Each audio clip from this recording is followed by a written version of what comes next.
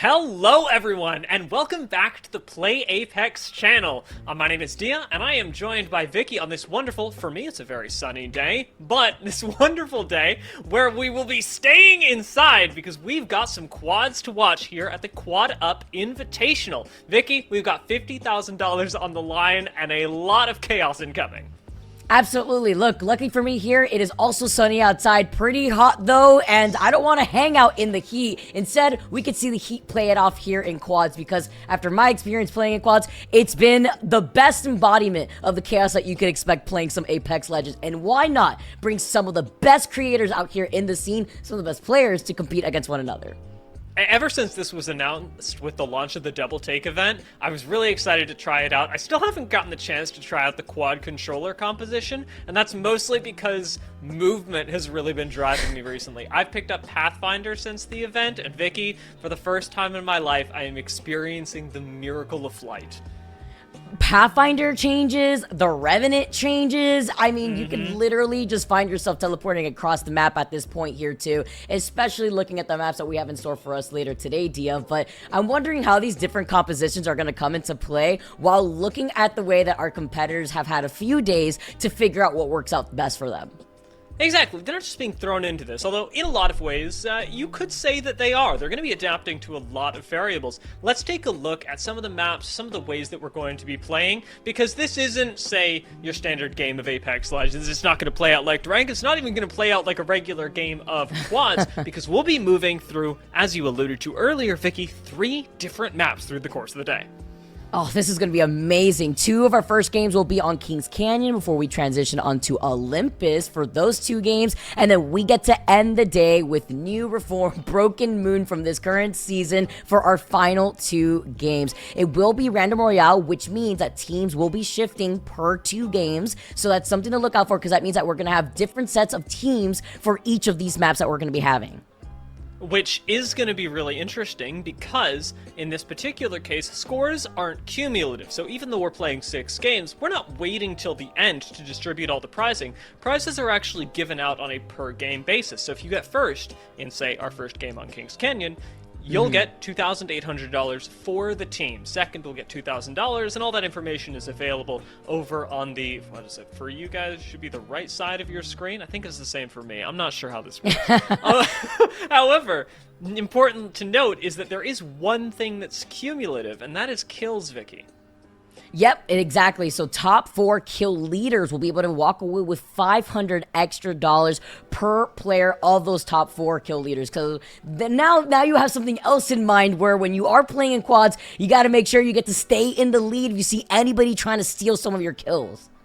So we'll be hyping you up as you move up the placements, but as you see players getting kills, it will get very, very exciting. We talked about how the rosters are going to be shifting from game to game. Let's take a look at the players and the teams that they'll be on through the first game on Kings Canyon, because everybody's sort of been spearheaded by one creator who should be very familiar to those at home. And of course, our first 4 teams are going to be spearheaded by Awope, Dropped, Urice, and Hambino.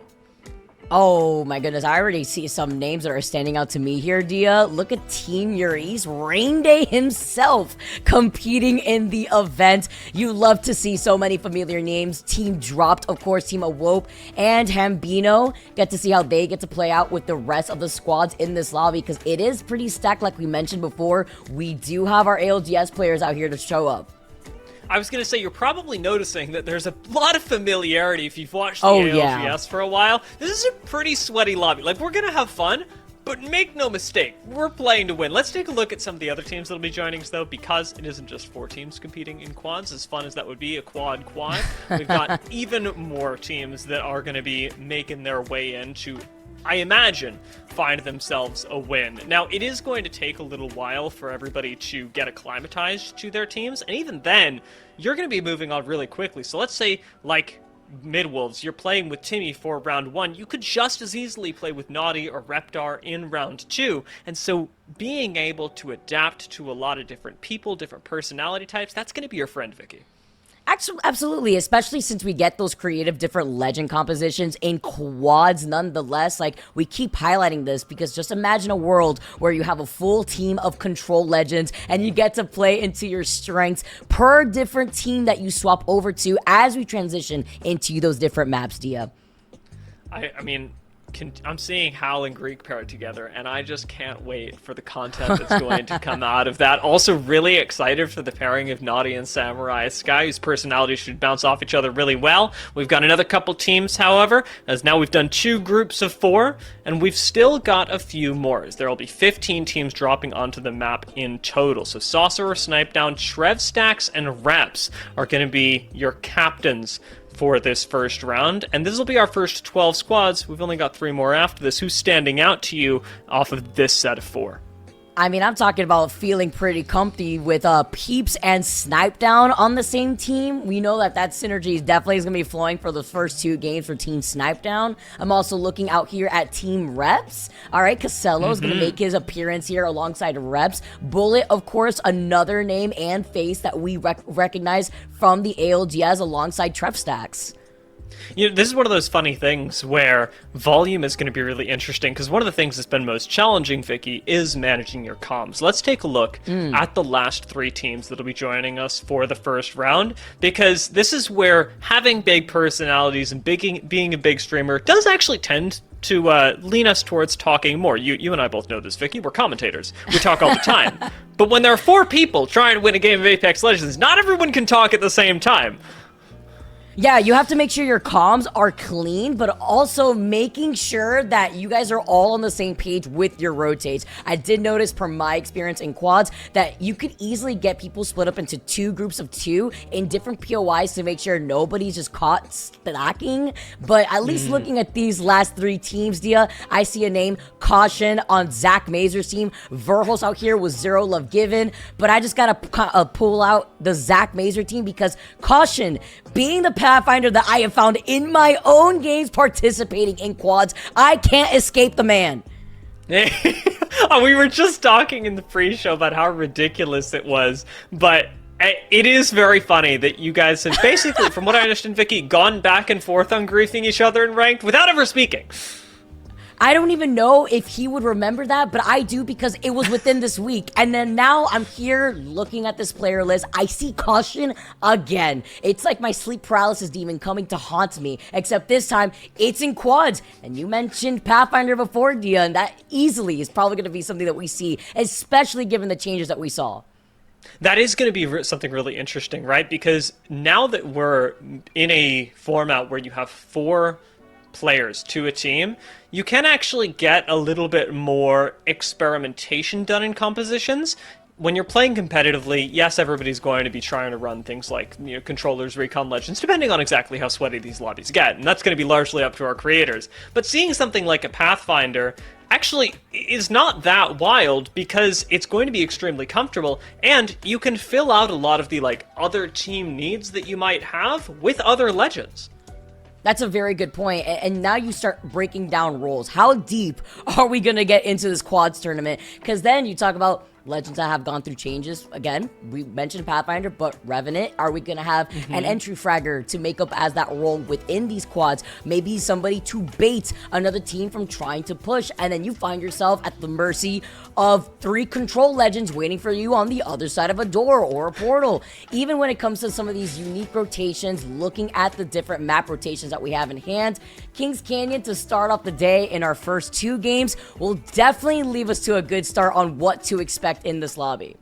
Yeah, I mean, it's difficult to rotate around Kings Canyon in general, especially as you get towards the mid-game and the circle's a bit smaller, because going through the Valley of Death straight through the center of Kings Canyon, I expect is going to catch a lot of teams. And if you're not running something that gets to reposition the squad, like a Pathfinder, or I'm going to say maybe Wraith, Ashe, who recently got, I think, Shadow buffed, as well as Valkyrie, trying to get through the center of the map is going to be extraordinarily difficult. There's not a lot that you can do to prevent that. Let's touch up on that, actually, Dia. You said shadow buffed, and that's something that we've been seeing lately, where Ashe's portal, her ult, goes a little far now. I believe 77 meters or so, if I recall correctly, if I saw that right. So you know what? Different types of rotations that can be taken with a different role in place for these squads that could think a way in advance. We did see a lot of our players already practicing with one another, getting ready for this quads tournament, because let's not forget, with $50,000 as a total prize pool, a winner per game, you definitely want to be able to see a lot of these legends stack up that money as these games go on.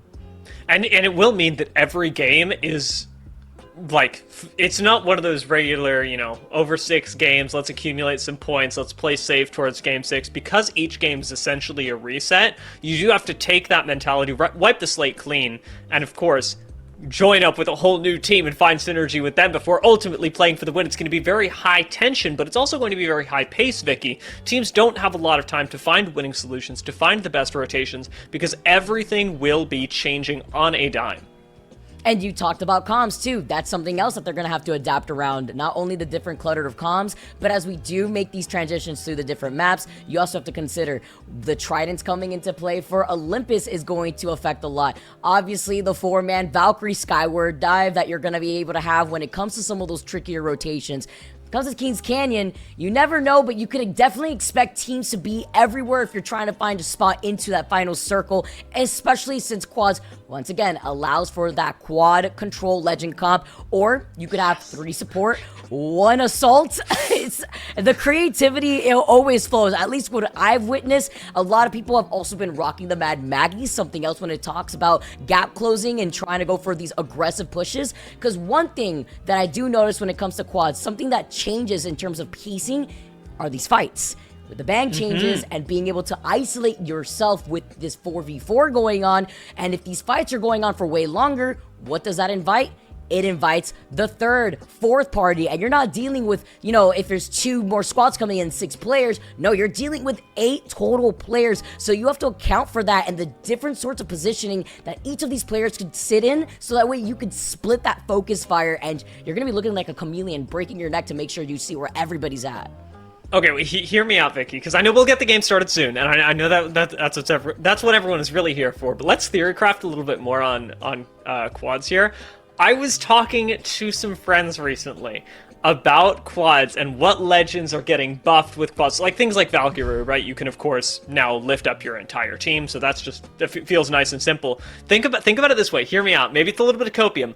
I think Ballistic is actually kind of crazy in quads because you can take the perk that gives you double Whistler charges, so you can essentially win 2 1v1s or shut down 2 guns, and your ult gets automatically applied to a whole nother person, which is like a 130% increase in like how effective it is. So if you think about it just in terms of how effective an ultimate is and how much value it's providing, Ballistic's gotten a pretty big buff in this mode.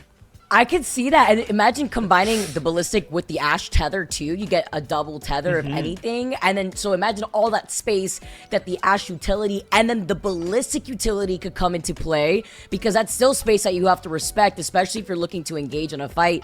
The possibilities are endless. I mean, me personally, something that I've been liking when it comes to enjoying quads has been sticking. I usually play very entry frag, trying to get a lot of information, but I've now resorted to more so like Lifeline, and I really like playing that back-end support legend where I get to see where the other teams are coming from, while also being a problem with the gold knockdown coming through, whether you're the Lifeline, the Newcastle. It is so much because it also pressures people to try to end those fights quickly. But it doesn't end as cleanly as you expect, since that extra body means everything on timing before these fights. And getting a knock in quads is so much less influential as well, especially when you move from trios. I mean, think about it. When you play duos, which in this particular case for double take is replaced as a mode with quads, but when you're playing duos and one person gets knocked, the fight is basically over. When you're playing trios and one person gets knocked, the fight is really difficult. When you're playing quads and one person gets knocked, it's actually not that doomed. Like, you can actually still have a really nice fight, maybe even get a res, because you've got so much more utility from everyone else to work with. So as much as the pace of these games and the adaptation is going to be really high, Vicky, I think that squad wipes should at least be significantly slower.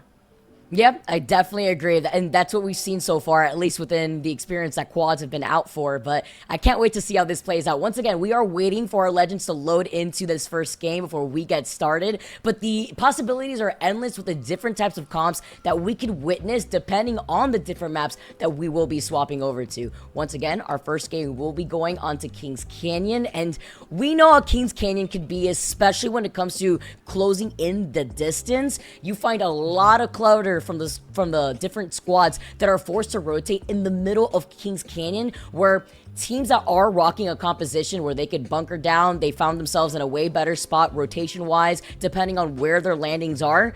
I mean, this is no man's land. You don't have to claim a POI and respect it here. This isn't like the ALGS where we have POI drafts. This is basically going to be a free-for-all to see who's going to come out on top, depending on the POIs that benefit the different squad comps that we're going to witness in quads. And it is for that reason, Vicky, that I want to see at least 3 teams landing cage. It's where I choose to drop on Kings Canyon. It's exciting. It's a little odd for sure, but I think that in a lobby like this, even if you don't want to commit a whole team to it, let 3 people go one way and send a support the other way. Quickly, maybe grab some kills, get some loot, whatever it is, because remember, another huge important change that came with the quads mode is that now when you respawn with all of the attachments that you had earlier, which can be, and I'll say for me personally, has been a game changer. Especially if you have a scope too on a weapon, I think that is huge, because it also depends on the type of weapon that you're comfortable with. If you're okay with their iron sights, I'm a little strange, very weird thing, but I love the G7 iron sights.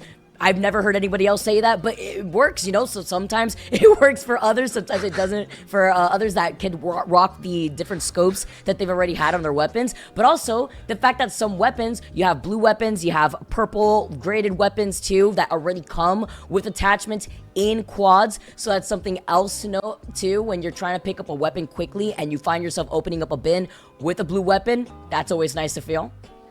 Vicky, I will say, I thought I knew everything. I thought nothing could surprise me anymore. Hearing that you like the G7 iron sights has thrown me for such a massive loop. And honestly, good for you. G7 got buffed. If you can make the iron sights work, great. But I am in pieces right now.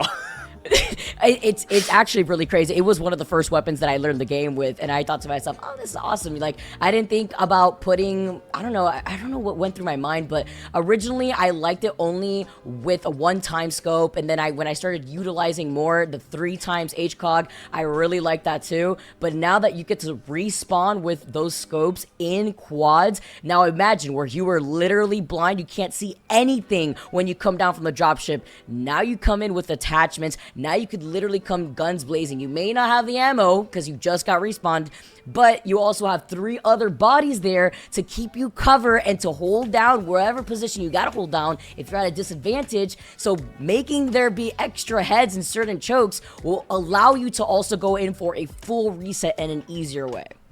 And also, can I just say, thank God that this happened, because having, like, respawning with attachments, it seems like, oh, it's a nice small thing, but imagine if when you respawned a full 3 people, all of them had to find attachments again before they felt comfortable fighting, and they were fighting over it. It would just be way too much. It would be way too much chaos, and make no mistake, Vicky, chaos there will be. We finally got that first game loaded up. Everyone is ready to go. Our content creators are coordinated, which, believe me, is like herding cats. Oh yeah, let's get to it right now, Dia. Game number 1 ready to go here on Kings Canyon. Everybody has been waiting. They've all been excited. And it looks like, okay, well, they're actually just waiting right now for everybody else to load in, just making sure that we have all the players ready to go in our lobby. But it's been a good time to see how people could get creative. Are we going to have 2 control legends, 1 support, so that way they can anchor for the rest of the team, especially Lifeline being able to confirm, get that gold knock on that second perk? Could be good. Could be. I've been Newcastle also. A really nice option here. I did see some people running Mirage. I think that's a little too chaotic for me, if I'm honest. Running things like Mirage in quads has just given us even more to look at in terms of the visual stimulus of having so many people running around. I do want to ask, though, Vicky, you were talking about Lifeline. I know that before this season, you were also playing a lot of Bloodhound. How's Bloodhound feeling this season? Because I know a lot of people were curious about how the changes would affect them. To be quite honest with you, after seeing everything play out, I was a little scared to touch Bloodhound, so I haven't been able to really look to see how that's affected a lot. More so, I was more excited to see the Pathfinder and Revenant changes, because I love holding forward in any game that I play, so that's allowed me to get way more aggressive. We have to see if maybe we'll see any Bloodhounds in this lobby. Of course, I kind of treat the scan now as the same equivalent to when you see a catalyst wall in front of your face. You know what you can scan, what you can't scan at that point, and now we can get started and scan our first game, because here we go, guys. Thank you so much for your patience. Game number 1 here for our quads takeover, and we talked about some familiar faces, Dia, and we get to tune in with Clara's first team. Okay, and we were wondering about compositions. We've gone 1 controller, 1 support, and oh no, other side of the map, we've got Greek going down. It's not looking too good as Miss Squirtle's gonna follow, and it is all just down to 1 lonely Caustic. Let's see what they can do. Sliding up at the top of the barrels with the Prowler in hand. Ferrofluid is everywhere, and Team Imperial Hal goes down. Hold on, Samurai was out here cooking, though. Look at that. It looked like he got 4 knocks in general. Lovely follow-up here for Stay Naughty's team. Samurai coming in clutch. And you talked about different legend comps as we say goodbye to our first squad in this lobby. Hasta la vista to Imperial House team. For now, they'll be able to bounce back in game number 2. But this is a great loot spot here on Kings Canyon. You get to get the bunker on one side before you drop down and plan out your rotate from this north side of Kings Canyon. And being able to land at Crash Site and, like you say, have that flexibility is made even better by the fact that in this case, Crash Site has spawned with double beacon. That's something that Team Trevstax was actually looking forward at. You're seeing Trevstax run back just now, and wanting to go for the next ring scan, maybe for a survey beacon, does get stifled by the fact that Team Imperial Hal was taken out so quickly. That's our first squad down. And Vicky, they're not coming back. This isn't like the solos tournament where you've got respawn tokens. Yep, exactly. It's very unfortunate here, but that's what's going to happen when you see more of these teams try to contest you, especially on Kings Canyon. Remember what we were talking about before? No POI draft here. It's no man's land. You can expect more of these things happening as we progress through this Quads Takeover event. And we got another fight here on the other side of Kings Canyon, on the outskirts here of Relic. With a little bit of high ground, Leo the Lion's leading the charge. We've got one of our first seers of the lobby, a Prizzy, rocking that. Team Hambino has plenty of attachments to work through, and it's nice to see that Bangalore is still being used really effectively, or at least used at all. I guess we'll note the effectiveness later, depending on what Hambino can make happen. I'm not too surprised on that here, too, especially since I feel like the changes that we witnessed with Bloodhound, and that goes back hand in hand with the theory crafting that we were trying to proceed here, with the changes going into the halfway part of the season, I'm expecting to see a lot more Seer. Now you get to work that together in unison with the smoke nades, see how that kind of works out, but it does force a lot more of these fights to be more close range, or if you so want to respect what you see in front of you, give you that space and then try to prioritize either repositioning or just prioritizing your rotates. Zach Mazur's squad rotating down through Caustic Treatment right now. I know you're feeling weird about seeing Caution on screen. I'm feeling weird about it as well, but in a bit of a different way. Caution's not rocking Pathfinder and has instead chosen to go for Fuse, which I could see us getting a lot of value out of. But I will say, I miss seeing Caution on Pathfinder, because if you've watched their streams, you know that this is a Pathfinder that can style. And unfortunately now, it's going to be a little bit more about throwing grenades. Maybe we'll make a new name here.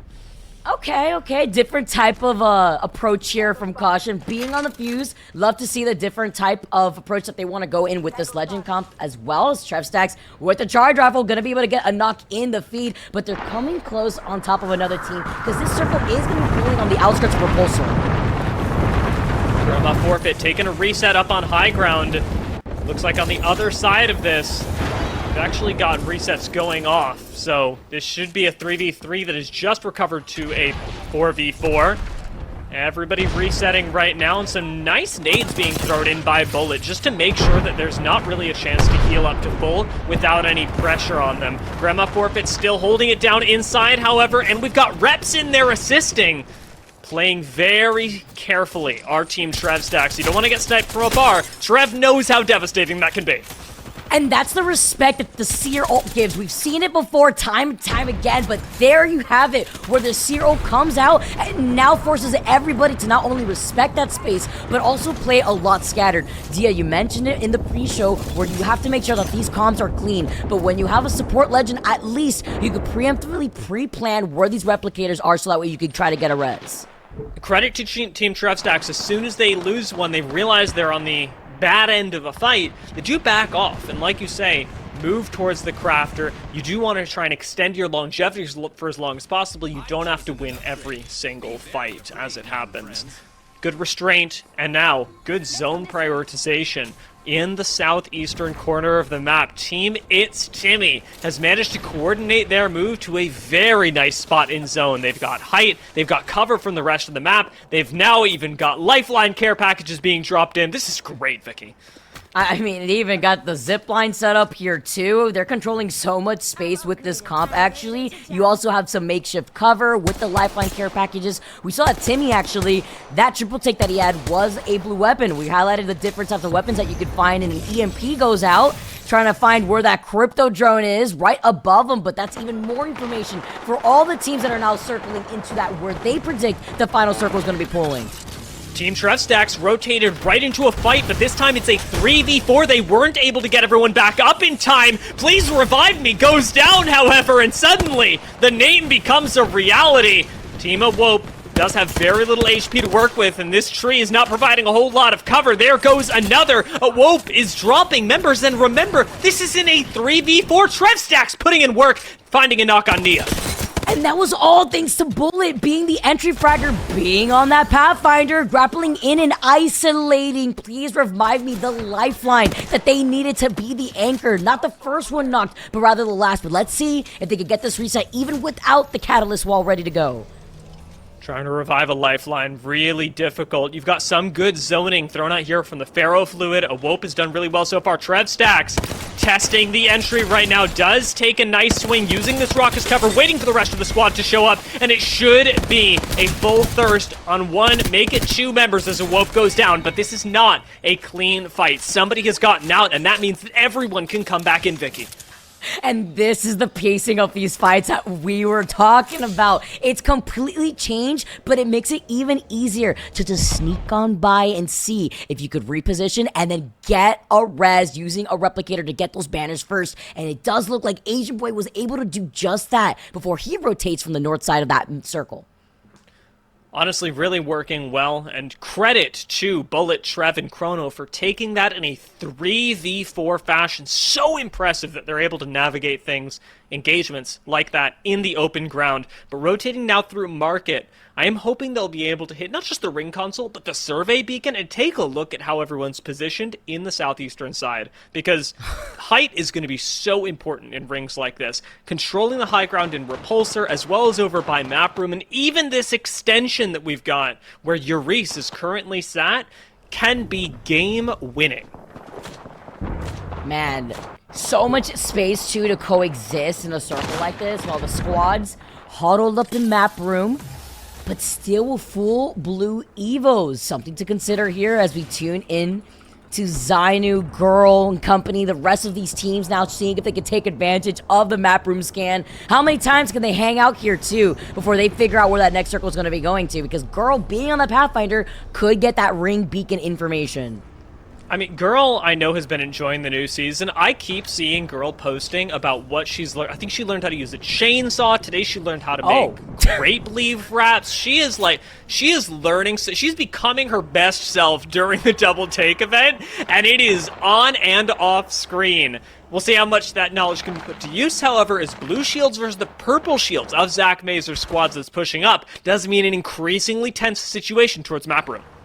Love to put some highlight on G-Money herself, playing on the outskirts right there by Map Room while all the chaos is still going down here by Repulsor. Again, it's a lot of that coexisting that we can expect between It's Timmy being on one side of these buildings with another squad neighboring them right next door, but it's also the makeshift cover that we keep seeing with these lifeline care packages, and luckily for them, with the zipline that they've set up, they can easily go in for a quick rotate to get back onto the high ground. I've got really high hopes for Timmy's squad. We talked about how good their position was earlier, and that certainly has not changed. Although looking at the next ring, they will have to coordinate, and that's where I think any team with Timmy on it is going to have a really big edge. A great calmer, and now on Pathfinder as well, able to manually set up rotates for the squad. See how they pull this off, as the next minute and 30 seconds will be critical for Team Timmy. Talk about also set up here. It looks like they have multiple gold knockdowns on this squad because you saw the pings, and it looks like Daz's may have already had one here, obviously, as you prioritize your lifeline. But just having that in mind, and the way that they could just reset so quickly with all the rotates coming in from the zip lines now, trying to cross in that distance, and look at the setup on the high ground. Call me crazy, but I don't see a rampart on this squad. I'm not sure exactly how these walls get. I can take a guess. I'll call it an educated guess, as there are several ramparts in the lobby to inherit the spot from. But Trevstack's, one of our most notable ramparts in all of Apex Legends, is just approaching now from the northwestern side and taking a fight up against Reps and Grandma Forfeit. This is the same squad that they fought earlier up at the top of the hill trying to rotate into Cage. Oh, they just can't escape each other here. See Reps charging up the Sentinel, putting in the space here with the Motherload, as well as the Knuckle Clusters trying to get into position, though. They will be forced to rotate in their direction here, as Reps' team does hold the edge of the circle, but they're still in the line of sight of, what, 2-3 other squads looking at them right now? It is amazing, actually, that Reps takes almost no damage, but he gets back inside, and it is a horror show. This Knuckle Cluster should do a lot of work, though. Watch the nades as he throws them out. Zach finds a knock in the kill feed. The nades continue to fly. Reps will go down, but how much has he done? Can Casellos and Grandma Forfeit clutch it up? The ring is closing. It's just Casellos left, and a Pathfinder zip in front of him does not save Team Trevstacks. It is Team Casellos that comes out on top. Oh, and staying alive inside of the smoke to be able to get the shield up, but can he make the plays happen? Because there's a lot more action to distract the teams that were looking at them from the high ground now, as more squads approach Team Rain Day. Clara now holding it down as she's trying to go in for the reset. Good pylons. Check out how much value Team Brain Day was able to get through the smart use of a Watson pylon, negating a lot of the ordinances that were thrown at them to otherwise take them out of that spot. They do have to fight, and it looks like Team Timmy, they do too. Unfortunately, down to just one member. Timmy's got to pull off the reset of his life with only 2 more respawn beacons in the zone and none in the subsequent one. Oh, good luck. Good luck. That's going to be crazy, especially looking at the amount of teams that have already been able to reset right now. Between the Seer ult, the Watson fences painting a picture from down below. That was Snipe Down's team actually neighboring Team Reese now, going in, and they are able to get the finisher here too. Huge, because that's also 2 extra KP that they're going to work into. I think it's the last member of Team Hambino that just dropped down as well. Team Urice does retain the high ground, and again, this use of the Watson pylon into a reset on the low ground. They do not allow a lot of space for other squads to walk up on them. Very, very well played. Check out the low ground, where we've just got a full res from Team Casellos. It's right into the hands, however, of We the People. Snipe Down, Confusing Cutie, and Erica. That is such a quick cleanup on Team Reps. Oh, I mean, Christmas came early if you're looking to be the kill leader and the whole team res is right in front of you. Now moving in, though, still from the high ground. They're not holding it down, though. Instead, Janie playing her life. The hamlock. Janie is just her. The clutch up as Team Uri's exit out to the lobby. We saw her one clip like 2 people there, and it was in that fight against the very same team, Team Urice, that had held on to high ground for so long, dismantling that defense. We'll see what Team Janie can do as they drop down onto low ground, where, I tell you, Vicky, it is just as chaotic. We've only got Verholst left up with a Watson here. Derry is locking the building down with some nicely placed fences, and again, these rampart walls, this time from Boom Razzle, keeping them safe, albeit temporarily. This door can no longer be closed because of the death boxes, and it may very well be the thing that takes out Team Verholst. Oh, but there were this line of sight of so much action. Zainu, the last member, finally gets eliminated with 8 squads left. And look at the different corners that we are holding now in a circle like this, which very much pulls out into the open, minus the very lip of the fence line that exits out of caustic treatment. So you can expect a lot more of these shacks to be held up by more of these Watson squads. The third-party Kings and Queens, however, moving in from the northwest side of the map. That's going to be a really exciting maneuver. We the people spearheading this rotation for the squad. Throws out a Bangalore smoke, getting them ever closer to the action, where Naughty is fighting to clean up a squad. Doesn't get the shield swap in time. Will pop into the building. Samurai Sky's just been thirsted. Everyone is all up in their face. But it looks like Team Stay Naughty will come out on top. Naughty claims the title of kill leader, and it is just as we the people shows up with the rest of the squad to clean up the fight. Oh, he's literally won. Is he going to be able to pop this shield bat here? Also healing with right next to that Watson gen. He has his smokes. 7 squads left. And the fact that they've been able to stay alive after all these other teams had to drop down from height, from that command center, is incredible. But also playing off this low ground here. I do appreciate that Erica's laying down the pylon, giving the team a lot of regen. Timmy may go down. Seeing a lot of shots thrown this way, and no longer. Leo also, last person left on their team, is going to be moving in. We do have a couple reses going off. There's going to be Team Janie and Samurai, who are getting their 3rd and 4th back into the game, where Timmy, still somehow alive, has not yet found a respawn beacon, doesn't even have all the banners, but is somehow managing to survive as Team Hambino goes down. I'm getting a little sense of deja vu here. The fact that we're in a very similar final circle to the one that we saw from our previous solos event. Timmy, no stranger to a zone like this after that action, and now he's trying to stay alive on the other edge of that zip line as we see more of these squads bunkered down behind the new castle wall nonetheless. When we talked about using 4 people, how much space can you really hold? Check out what Team Sorcerer is doing, using Newcastle and Rampart to give themselves fortified positions where they control the majority of the circle, Vicky. I talk about space. I mean, you got the smokes to make up your space, you got the Newcastle wall, and you have the Rampart walls here too. Aside from that, you also have height. You have the positional advantage where you could start forcing these teams to not only fight each other, but then take 2 different off angles to just keep everybody in your line of sight and get even more KP to your name. Oravin with the Spitfire Havoc. Feels Season 21, man. Feels Season 21. Has got a great angle onto Team Stay Naughty on the low ground. Sheila comes out to play as well, and Aura is laying down the hurt, keeping teams honest as just a few seconds left. Some nice nades here as well. Aura is really thinking on their feet just to keep everyone on the low ground from pushing up onto height. You do control this space, but you don't want to have to fight for it if you can avoid it. Very hard. Oh, but the cat wall though.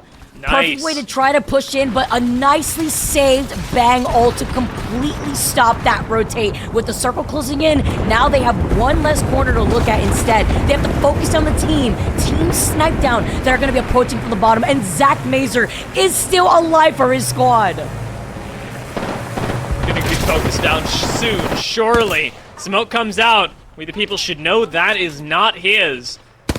Good control out of Team Saucer. Off of Aura's comms, have managed to retain the high ground for right now. And Saucer continuing to do the same thing as he did with the Bangle. Keep this squad from being able to take height.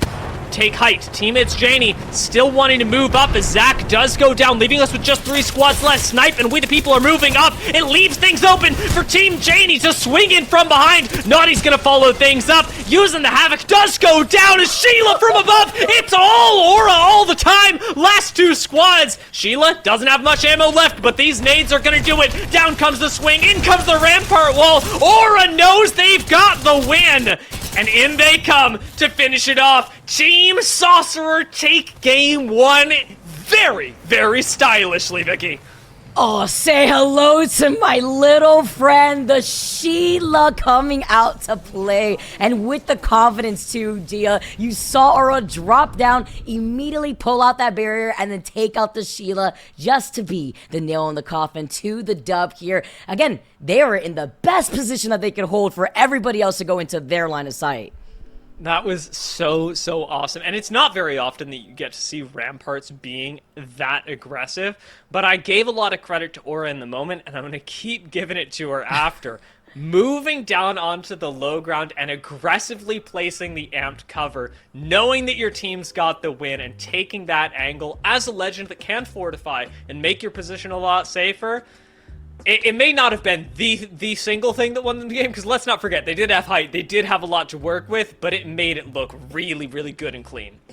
And holding your ground too, despite a team trying to push off to the side with a catwall, that will split your focus and then allow the team to maybe try to sneak through. We saw Zach Major, he was trying to make the magic happen. It wasn't going to work out for him as a solo, but nonetheless, holding down their ground, waiting for that catwall to go down on one side so that way they could fixate their attention once again on the teams that had to rotate out of those buildings. A lot of solos in our top couple squads. When we got down to 6, I mean, we had Timmy, we had Leo, we had Zach, and, well, Zach survived for a very long time. We talked about how long these fights could take and how difficult it is to finish off a quad. This definitely demonstrated it in some of the biggest ways possible. And very similarly, the Bangalore has been the one that we've been seeing get out, or in this case with Timmy, looking at the Pathy, being able to have that mobility to get out of the fray and then immediately reposition amidst the chaos is definitely something that you could look out for quads, because it's very easy to miss that last player.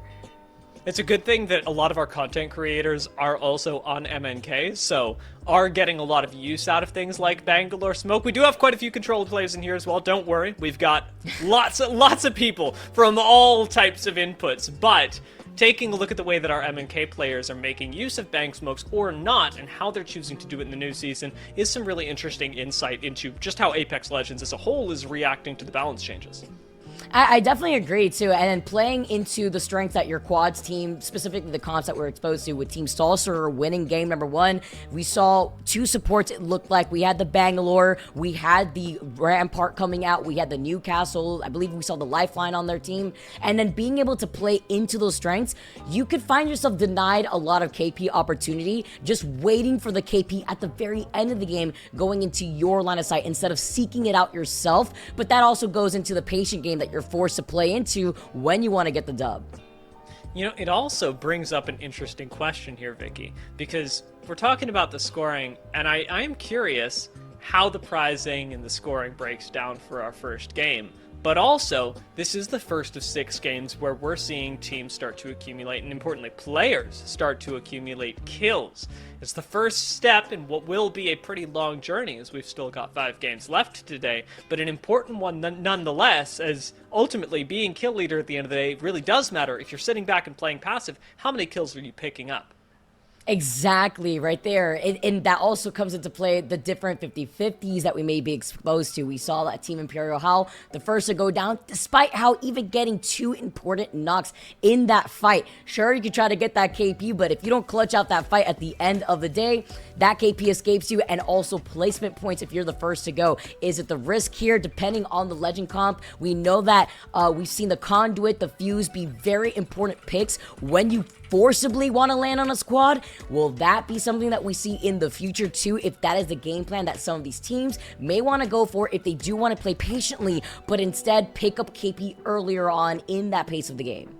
You mentioned Conduit. We didn't see a lot of Conduit, which I found surprising. I mean, you actually can get a lot of value out of Conduit, maybe not more than in trios, but certainly quite a bit in terms of keeping your team in the fight and bringing a lot to the table as a support legend. Instead, we're seeing teams do what you had predicted, actually, Vicky, where things like Lifeline and Newcastle seem to be significantly more valuable for their res potential, because you're basically saying, it's okay, somebody is going to go down, it's a matter of how I get them back into the fight. Exactly, and getting that quick reset, as we keep mentioning, it's so important, because then you can immediately go in, GG, go next, go into that next fight. We do know that we saw Stay Naughty's team, Janie popping off with the Havoc, literally, one clip, like 3 different players before finishing off with the Hemlock. She alone was able to clean up 4 KP. Now imagine holding the high ground there in that console station with Stay Naughty, Samurai having his own pop-up moments too that we saw when they were holding on the high ground of Repulsor. All these different plays and those rotates go hand in hand because they still survived into the late game. So wondering how that KP looked out for that team. We also had a lot of prio on things like Watson, right? Thinking about controller legends, some catalyst here and there. Team Awope was running it, and like you said, what Janie ultimately was moving down from the low ground with a catalyst, and well, they weren't able to make the catwall work. Using a catwall to cross a lot of distance was a strategy that was favored by several squads, even just using it to divide a fight and make sure that instead of a 4v4, you're taking, say, a 4v2, 4v1. It's provided a lot of value to teams and has made it into the top couple of squads. But things like Watson, from my perspective, were the ones that really had the last laugh, because Watson gave teams the ability to control a lot of wide open space and also to, in certain scenarios, clutch up against a barrage of ordinances that you know is coming your way.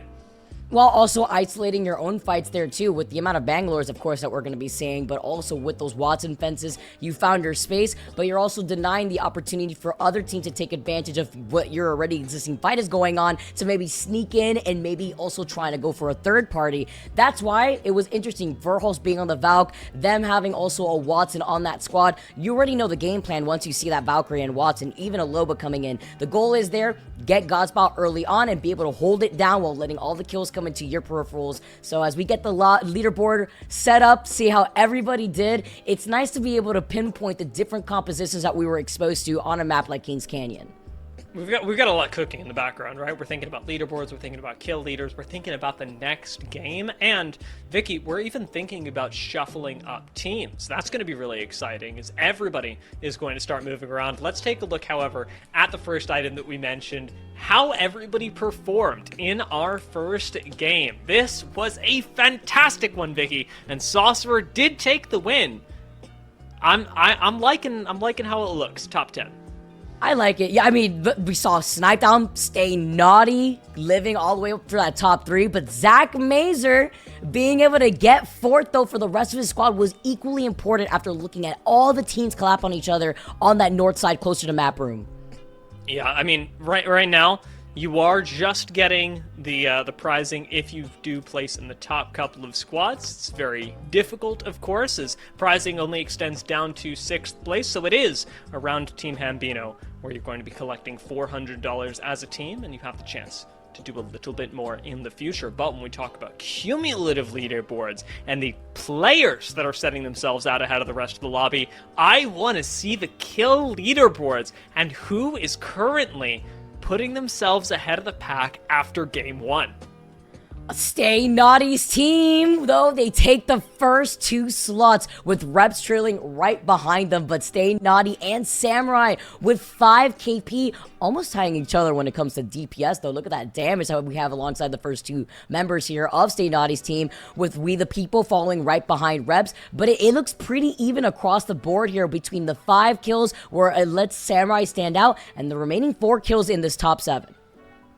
It is really impressive as well. Take a look just at the right side of your screen. We're not counting this, but yeah, Saucer with 3,000 damage is in shambles right now. I mean, only 1 kill behind Samurai Sky, but good lord, you're looking at this leaderboard going, the person above me, I've basically done triple the damage of, and we have the same amount of kills. That is a lot of activity, a lot of poke in just 1 game to be thrown out by Sorcerer. We are a few seconds away from our next game. I can't help but wonder, Vicky, what do you think's going on in game 2? Do you think we're seeing anybody switch things up from games 1 to 2?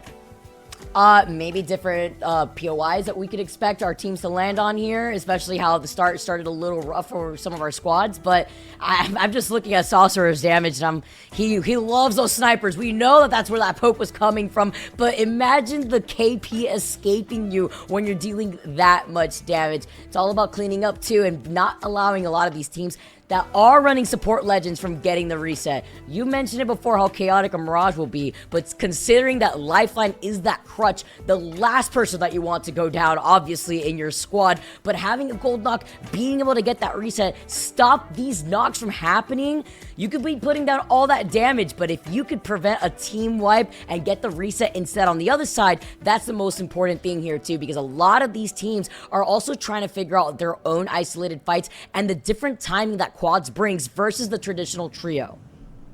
Got a lot of time, a lot of ways to pick up things like Gold Knocks as well. Let's see how teams do it. Moving into our second game of the day, Team Sorcerer found our first win. We wondered whether Team Imperial Hal would change things up, but no! They go Crash Site again to contest. You gotta run it back. You gotta run it back. You gotta ego them here too, especially when you know that you got that. It was down to 1v1. Let's not forget. Hal had really started great when he was able to get the first 2 initial knocks that were very important in that fight, but no clutch factor here as we get to see the run back with Hal taking a different off angle with just the Havoc and the Mozam in hand. Does have a lot of backup on the way as well. Notice no lifeline for this squad, so if Miss Squirtle goes down, it'll be difficult to get her back into the fight. Hal slides up with her. Gonna take a swing at the same time, evict the squad from up top, where Nani and Janie have now been thirsted. Hal continues the fight, does pick up another kill onto Samurai Sky. That is our kill leader now being taken out. He destroyed them. The way that Hal slid in with the Havoc like that, not only did he absolutely fry Janie to get that first initial knock, but then being able to also chase down, see where the other members have scattered, maybe try to prevent them from trying to get a reset. They could also cut off the rotate that you could expect them to go in if they want to get access to a replicator, considering that Samurai Scene did have a lifeline. And Hal does land really close, not to the continuation of that squad, but to a new squad entirely. It's Team Trevstacks that was landing right next to Team Hal and extended up north last game to pick up a little bit more loot. This time around, same exact thing happens, but unfortunately, they're going to get caught knocking up against each other. Bullet L fires a little bit at Imperial Hal, right back the other way. V Jenga, the sole escaping member from Crash Site, is looking desperately for a way to craft, but cannot be caught out by Team Trevstacks. I mean, when the replicator is in the middle of that entire quad squad, good luck. Maybe you have to try to test your luck elsewhere with a lot of these other members, as you can see, even all the way by Rig with Drop's team. Being able to split up that loot is very important, because aside from the fact that you have another head taking this loot, you have to do it in a way where everybody gets the loot that they need, as well as the Evil Harvester, the Ring Beacon, because we are now shifting all the way over to the other side in between bunker. I am sweating for Jenga right now. I think they did notice as I see just a hint of bullets fired up towards the north. This zone, however, as you noted, pulling us down further south.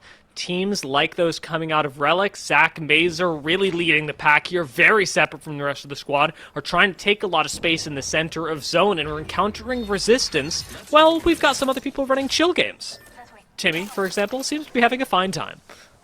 Little stroll in the park real quick just to be able to get that scan on the beacon. Also love to see the weapon loadout, the Sentinel, the PK ready to go. And also, with the Legend composition, you still got that Watson, the Newcastle, the Bangalore, and Timmy still sticking onto this Pathfinder. But now noting where the circle is going to be pulling, they're already trying to make their next move to start going for that rotate. Very ammo-efficient loadout with the Sentinel PK. You're not going to be firing a lot of shots to take someone down, but it does mean that every single one of them has to land. Something that, well, I'm sure Timmy can do, does frighten me a little bit. Absolutely no issue. As we're going to continue zooming through the sky, more of these teams now going to be able to wrap around the other side of the mountain that we just saw Timmy in. Probably going to go for the rotate through that south side of Cage, but also trying to call out the other squads that are going to be rotating from the east side of the map. We saw some teams landing by Swamps, going to be rotating away from Hydro. There was a survey beacon as well as a ring console over by Cage. So that's something that Verhols could take advantage of, just trying to see if any other team may be trying to creep their way behind them as they take their time. I like these moves, moving through the cover as you try and access the next zone. Going through the center of the map, you and I did note, is going to be dangerous. It's a pretty widely accepted thing about Kings Canyon. Boomraz will land some very nice shots with the uncharged Sentinel to cover their backs. But right now, for Team Verholst, it is more about accessing the next zone and not getting caught up in a fight right here where you can be flanked from multiple angles. It's always so scary to try to take a fight here when you know that maybe teams that want to play by the edge could easily rotate through the market tunnel side, or if they want to try to go for a third party, if they have an evac tower. The team that they were shooting at, though, going to be Team Reptar. Giggle, an absolute insane player, but we get to see the quad takeoff from the Valkyrie, my new favorite thing to see from the Skyward Dive. It just looks like you have a straggler right behind them, right? Like, it's very awkward, odd one out when it comes to coming in here. This is my team, and this is my pet. I brought them along for the ride. It does end up working, however, as this rotate does take Team Reptar ahead of Team Burhals and right into the center of the zone. There's no way this building is just casually unoccupied. Oh, we take those. We absolutely take those here, too, especially if you could just get a free bunker down. And that's with them rotating off the Skyward Dive. We could assume maybe with the first perk, going to be able to get a higher Skyward Dive utility and being able to find way more distance on that rotate. Well, teams still have not stopped fighting. Now, this time over by Runoff, as House team quickly made their way away from Crash Site, but Miss Squirtle was the first one to get knocked. And we talked about this. Team Hal does not have a lifeline, so they are going to have to go for manual res. It means not a lot of people are covering. Hal's going to move up, try and buy a little bit of space as Miss Squirtle gets back into the game. A shield bat should keep her relatively healthy, but the fight is coming to them, as now Team Awope is going to be moving up. Nia's covering a lot of angles with Watson, just making sure that nobody comes over the top onto them, and with blue shields, Team Awope is going to end up playing more conservatively. They know enough time went off that the res has likely happened. They have high ground and good cover in here. But they also know at this point, there's no lifeline to pressure them out when it comes to trying to get these finishes too. So very nice to note, consider the amount of support legends that we usually see here on each of these teams, and they've opted to now take the rotate out of there. Seeing the amount of squads and seeing where that next circle could be pulling indicates that they may want to be on the other side of that bridge wall that you usually see between containment and bunker. I was noticing earlier today, Please Revive Me sent out a tweet, looked fantastic. Had really nice hair, very nice haircut for today, very nice piercings, and a nice chain as well, glammed up for sure. Game 1 didn't go their way, and I'm noticing now they've picked up something a little bit more glamorous than the Lifeline, I would argue, the Newcastle, as a compositional and stylistic shift for themselves. Please Revive Me, try and get a little bit more active. Take more space on Newcastle, maybe get some advantages for the team. And the pressure there too, because you know that pressure when you see a Newcastle rezzing in front of your face, and they got a blue knockdown, even a cold knockdown, obviously, something that you definitely want to prevent, but it's about elongating these fights that are already long as it is with quads coming into play, and it looks like finding a building now as Hal takes a different position, just trying to make sure that no other team sneaks by him, but also noting the squads that are going to have to forcibly rotate from the containment side into that next circle, because a lot of this chaos is going to be on that middle side of the map that you and I talked about, Gia, in front of bunker. Check out this angle. Hal's waiting for the time to strike. He's gonna have to move up at exactly the right time. Out goes the Newcastle, and good lord, it's Please Revive Me taken to the front lines. Now, with a little bit of time to recover, nades follow through from Hal, who has to get out of there. He's been focused by the whole team, and Please Revive Me managing to stay alive. He's huge inside the building. Caustic traps galore will help Miss Squirtle. Take a second and breathe. We've got a third party coming in on this. 12 players are about to be involved in this fight. For free! You got away for free! And the fact that there was nobody in an angle to follow up off of Hal's damage, but that's the inevitable here as Hal does not stop the pressure. Please Revive Me can't get a break. Neither can Miyamoka. They go down. 15 squads still alive, and Hal, with this fight going as long as it has, needs some help. Finally, the follow-up comes in. He already knocked 2, just 2 more to go. I mean, he's taken 3 people out of the fight, but inside, it's not looking too good for the squad. Hugh and Squirtle both fall, and it's Team Stay Naughty with perfect timing on the third party that are collecting KP and loot on top of all of this, Vicky. I am noticing that no squad has been wiped yet, however. We've still got 15 teams left, and that does open things up for everyone who was just taken out to be revived in the next couple of minutes. Are you telling me, Dia, that Jenga got the res and they got the revenge trade-off against Hal's team? We gotta jump into a listen now to see what their next move is gonna be. Really late though, so we don't get flanked from behind. I think you guys start taking space over here. Wait, I'm a look actually. Watch our back towards Spit. You know what's in that pack over there? No, I'll look into it though. I think someone took it. It's a Rampart team here. Ugh, that's not epic. Oh, that is not what we want. Ooh. I think we're gonna. Same. We canceled after the not epic comment. I won't be having any of this Rampart disparaging on stream. Clara. Yeah. Good comms. Not wanting to push up on the Rampart squad for sure. And honestly, you've got a little while to evaluate here. You'll notice a lot of teams, like Team Euris, have moved up to control this town, but the circle's not actually pulling here, Vicky, and that's where things get a little bit complicated. As not epic as the pushing a Rampart squad might be, it may just be necessary as Team Euris is going to try and bypass it. With smart use of a zip line, they get to a difficult-to-push angle. Can they survive here? I'm in danger. Good luck as Clara takes so much damage, is able to reset. It is nice to note that so many of our teams are still alive despite the split up fights. Look at this, 15 squads still left. The Lobo Black Market, just in case you could go in for a clutch Evo Shield swap. But Stay Naughty's team has not given up the pressure now as they move in from the low ground.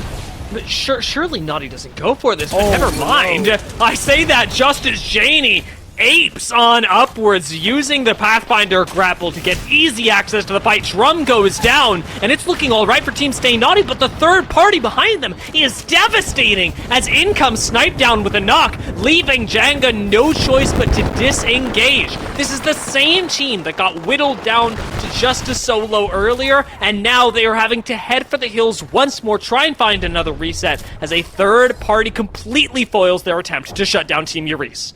The fact that Jenga is able to get out of there once again, very impressive. The first always to make sure that they can get out of an issue here, especially seeing where this next circle is going to be rotating. But that has not stopped Snipe Down from still looking at this team in a very bad spot, because if they don't start moving in the next minute, they're going to die to this next zone. You can even still see more of these squads still with blue Evo shields. Catastrophic nades being thrown up here as well. Team Sorcerer should be finishing off the squad shortly. Devo is certainly going to help with that. Doesn't even have a flatline, but doesn't want to use it. Knows that you can, with these red weapons, just make short work of a squad. Nia's gonna fall. It is just one member left on this squad.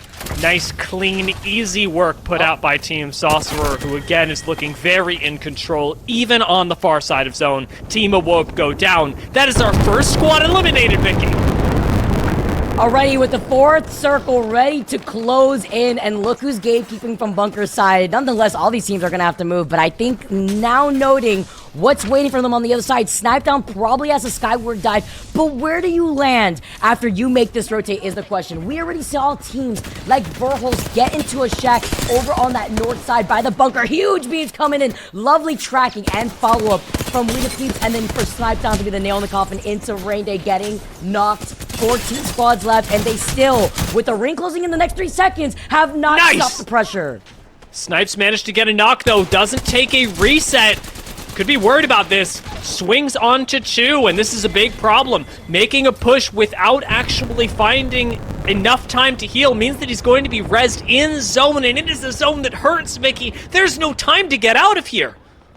Where do you even get to coexist? You're in the line of sight of so many different teams. If you're Trev Stacks right now, having to work around the nade. Huge nade, though. Completely burns through his shields. Luckily, they still have space to work through the crevice. Verholz getting a knock onto Stay Naughty, and it's just playing on the edge of this circle as it closes in is the only plan that they can have here, playing on that side. It is just about controlling sight lines. Team Snipe Down does go down, and I was just holding this for a while, Vicky. We the people going down to zone couldn't be the hide-and-seek tournament. Couldn't be the hide-and-seek tournament we ran just a few months ago. Not like that. Nope. Not gonna happen here. It doesn't work out in this case, especially with the amount of teams looking at you. Can't really hide. If anything, it's the only seeking part that they have to worry about. With the other squad waiting for them inside the building, you see the Seer ult called in, revealing exactly where they're at, though, even with things putting down those smokes, and now the mother load on top of it to at least give them the space. Bria, interestingly, does not step into the smoke, doesn't want to be spotted on the outlines that would give, and instead Team Trevstacks are resetting with very little space. Credit to Trevstacks where it's due, laying out knuckle clusters just as if it's caustic gas to keep everyone at bay, but a knock comes in, and the fight is going to be over just as quickly. Trevstacks goes down, Bullet L survives just behind them. But it is a limited lease on life as Leo the Lion picks up a few thirsts and resets off of what sounds like a third party. Potentially, at least from the distance, it doesn't look like Bullet's going to be able to sneak in any shots himself. Just going to be able to keep himself hidden for right now, as they're going to be able to loot his teammates' death boxes right at his feet. But look at this circle. Look at the teams that were able to finally funnel themselves on the other side of that bunker. Huge rotates. That's two huge rotates coming in from two different teams, actually finding the rooftop, but in the line of sight of other squads, Dia. There were like 8 zip lines connecting to this building. Everyone is sending it. The kill feed is exploding. And we're sure to see squads drop. 11 teams left as Zainu takes an angle up on high ground, slow rotating through the side of the zone. And with a Newcastle, you could do it. One of the teams that rotated in early, Team Timmy, does go down. Girl comes in. G-Money clutches up with the Newcastle wall. And though they have lost one, it looks like Team Zainu will be able to stabilize on high ground. Look at this mess in the building. Saucer's team continues to also collect even more KP, but it is Reps, the debt collector, finding Zach hidden in the other side. The last member of Zach Mazur's team here. Knuckle cluster coming out, but G-Money, though, gets taken down. No. That knock huge with the third party now on the other side. Keeps everyone on Team Reps from being able to focus on this. This house, by the way, just lit entirely up. There is no heads or tails of what's going on. And look, we've got another guest showing up as well. It's Zainu, the last member left. Unfortunately, Newcastle play on the high ground didn't work out. There was too much chaos, and Zainu is just waiting under this one going, surely enough people are enough cover. Not only that, also alongside another solo. I'm not too sure if that was Snipe on the other side, but there is another solo neighboring him together as they share the bottom end of this building, trying to stay alive as a trio. Stay Naughty's team on the high ground. Best place to be, honestly. There's not a lot that Team Stay Naughty have to be worried about. They're not even running that low on ammunition. Pretty good weaponry, lots of death boxes. Winning this fight has its advantages, and may I remind you, it's Vjanga who has gotten them here off of 2 different resets. Vjanga has managed to keep the team alive. This may be the MVP lifeline of the tournament. Hands down MVP Dia. Not only gets the second full reset, but also making this space work as a trio. That is insane for this final circle, and the best spot you could hold here. I mean, do you think they have enough mobile respawn beacons, so maybe create some space with the lifeline care packages? As look at the solos still below them. I actually think that may be Saucer. Yeah, Saucer's on the other side with the rest of his squad, but as the chaos goes down, Furls jumps right in front of the solo. It was Greek on the other side, and now he can wrap around, and Zainu found Furls. It was Zainu and Greek, the solos that were on that low ground. Team Imperial Hell has gone down. 5 squads left. We're in the money now. Every spot can take you up in terms of the prizing. Team Reptar hoping to eliminate another squad. They're the ones with full advantage. They had the Seer ultimate earlier to plan out their rotation. As they make the exit from the building, insta-pylon to prevent a lot of ordinances. Up on high ground, doesn't look too good for Team Stay Naughty. Vjanga still alive, still providing cover fire, and on lifeline, gonna be getting reses up on top of the high ground as Team Reptar emerge from below, taking out Casellos. 5 squads left still, but surely will drop one. Must be nice to be Valkyrie to fly up to the top. Team Zainu has to disengage, has to watch out as the circle closing in. Zainu gets eliminated. Our 4 squads left as Miss Lauren has trying to stay alive behind every single knockdown shield. But Vjanga is still in this. Everything. Vjanga crushes it. It brings Team Stay Naughty to top 2. And this is going to have to come down to the 1v1. Medkit inside of the knockdown shields. Team Stay Naughty might just do it, but as they try and come up to the high ground, Reps shuts them down. What an incredible journey for Team Stay Naughty, though. Vicky, this is unheard of. They lose a contest at Crash Site. It's just Vijanga that gets out. They reset. They third party a fight. They die again. Vijanga resets them again. They take high ground. You can't write this. Congratulations to Team Reps. Very cool. Very awesome. Glad you won. Vijanga is the only person I'm concerned with after this game. Is Vijanga okay? Like, that was the fact that they were also the team to survive the squads that collapsed on the other side of Bunker. That was such an insane rotate with the amount of teams. They knew, they heard the fighting. They were waiting for the squads to come into their open arms. That's why, if you didn't have an evac tower or a skyward dive, good luck. I mean, that was going to be insane. And then they did it. And on top of that, with the reset, Dia. This was an incredibly impressive game. I think without... You remember we talked about respawning with attachments and things like that. Without those sorts of mechanics in quads, this game doesn't happen. Because Team Vijanga... Team Vijanga is what I'm going with now. Had to reset so many times. Sorry, Naughty. This has come with some serious reassessment of priorities. Had to reset so many times that getting all that gear back would have been nearly impossible, but they just never quit. They never stopped. I am amazed. I just can't. I'm literally speechless. Like, it just goes hand in hand, Dio, with the way that we're talking about the different legend comps and what could happen, what would be insane if it did happen, but it's the possibility, the theory crafting with the lifeline being on your team. I'm sure that wasn't all theirs and it was on the low ground, but so many different Mobies that were there to work into the space. You have the different lifeline care packs as well to also be able to provide some extra cover. The moment that circle gave up high ground though on the other side of the canyon and they were comfy on top of that building with nobody having the line of sight to contest them, I mean, at that point, you walk into the circle right there. You know who's waiting for you down below. We saw the rampart. We saw the rampart walls. Reptar jumped down as Valkyrie was like, oh, yeah, never mind, and flew back up again. But it was inevitable because they were set up in a really good spot eventually before everybody had to go into the line of sight of that final circle. Yeah, and when we're talking about good spots, one of the things that I do want to give some credit to as well, Team Reps did play fantastically through the mid-game, even playing out of a terrible building, Vicky. I mean, you try and hold that down in any other situation, it's just not working. There are too many lines of sight, it's too small and pushable, but Reps was putting out a lot of zoning damage with Fuse, keeping teams at bay, making other squads the target, and at the same time was able to reset with the rest of the squad to keep everyone up. I think this was a really impressive game by Team Reps to control this meager high ground in a spot that really no one else would have thought to prioritize. And that's coming off of a very solid first game, too. We saw the kill leaderboards originally, and Reps was up there with 4 KP, good amount of damage himself. Now coming into the second game, our final game, supposedly on Kings Canyon, where not only did he find that KP with the rest of his squad, but also the dub on top of it. So that also sets things up nicely going into that next map rotation, but with a different squad to work with.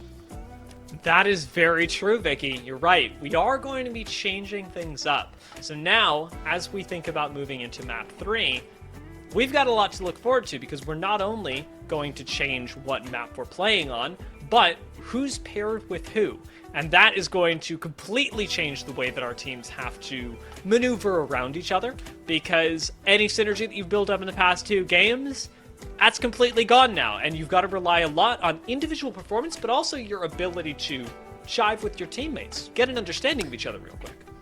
And on the other side of the coin, if you felt like there wasn't really any synergy of flow going on, people, sticking to comfort picks that may not be working with the cohesive legend synergy that we saw from our different squads, now you could change things up with a different set of teammates to see how that works into the bigger plan here. Now coming out of Kings Canyon, we know that a lot of these individual players see where they are in the kill leaderboards, see where they are overall, because considering we do have a winner in each different game, that could change things up a lot, Dia.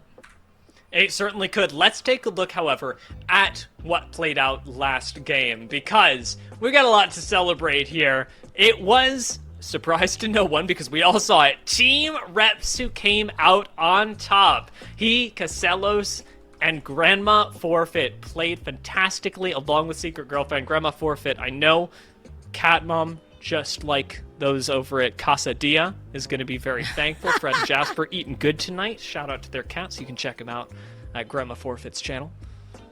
Love it. Love it. I also love being able to not only see the shoutouts, but these different players that have really come out to show up with a quads tournament that has completely changed the pacing of Apex Legends as we know it. Also nice to see Stay Naughty being right there, right behind Reps as we've seen before after coming out of an insane rough start to the game, even all the way down to Verholston. We saw his rotate, how they were prioritizing not just them getting into that next circle, but ring information too, holding down the ground when it came to being on the other side of that bunker before all these other teams had rotated over from the west side of the map.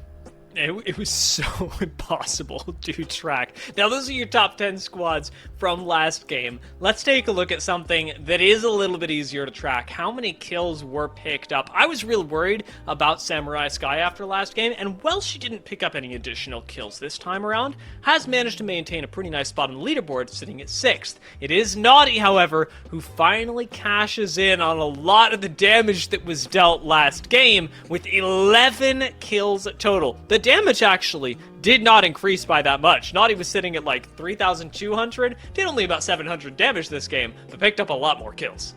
Am I seeing that? Is Saucer okay? Saucer is going crazy right now, like 5.3k damage. It's not the KP, but it's the damage that I'm just like crazy. The way that he's been able to build that up even further than the action that we saw in the first game. All right, I mean, it's about the KP race though, as Stay Naughty still leads the way with 2 more extra KP. It does come to show, Dia, as we do make the different changes into the map, how that's going to affect the way that some of these teams play out the beginning portion of these games. I bet it will. I'm hoping we got a few more hot drops. Speaking of hot, it is getting really hot in here. The action is really kicked up, so we're going to take a break because I need to change and grab some water before we pop into game number 3.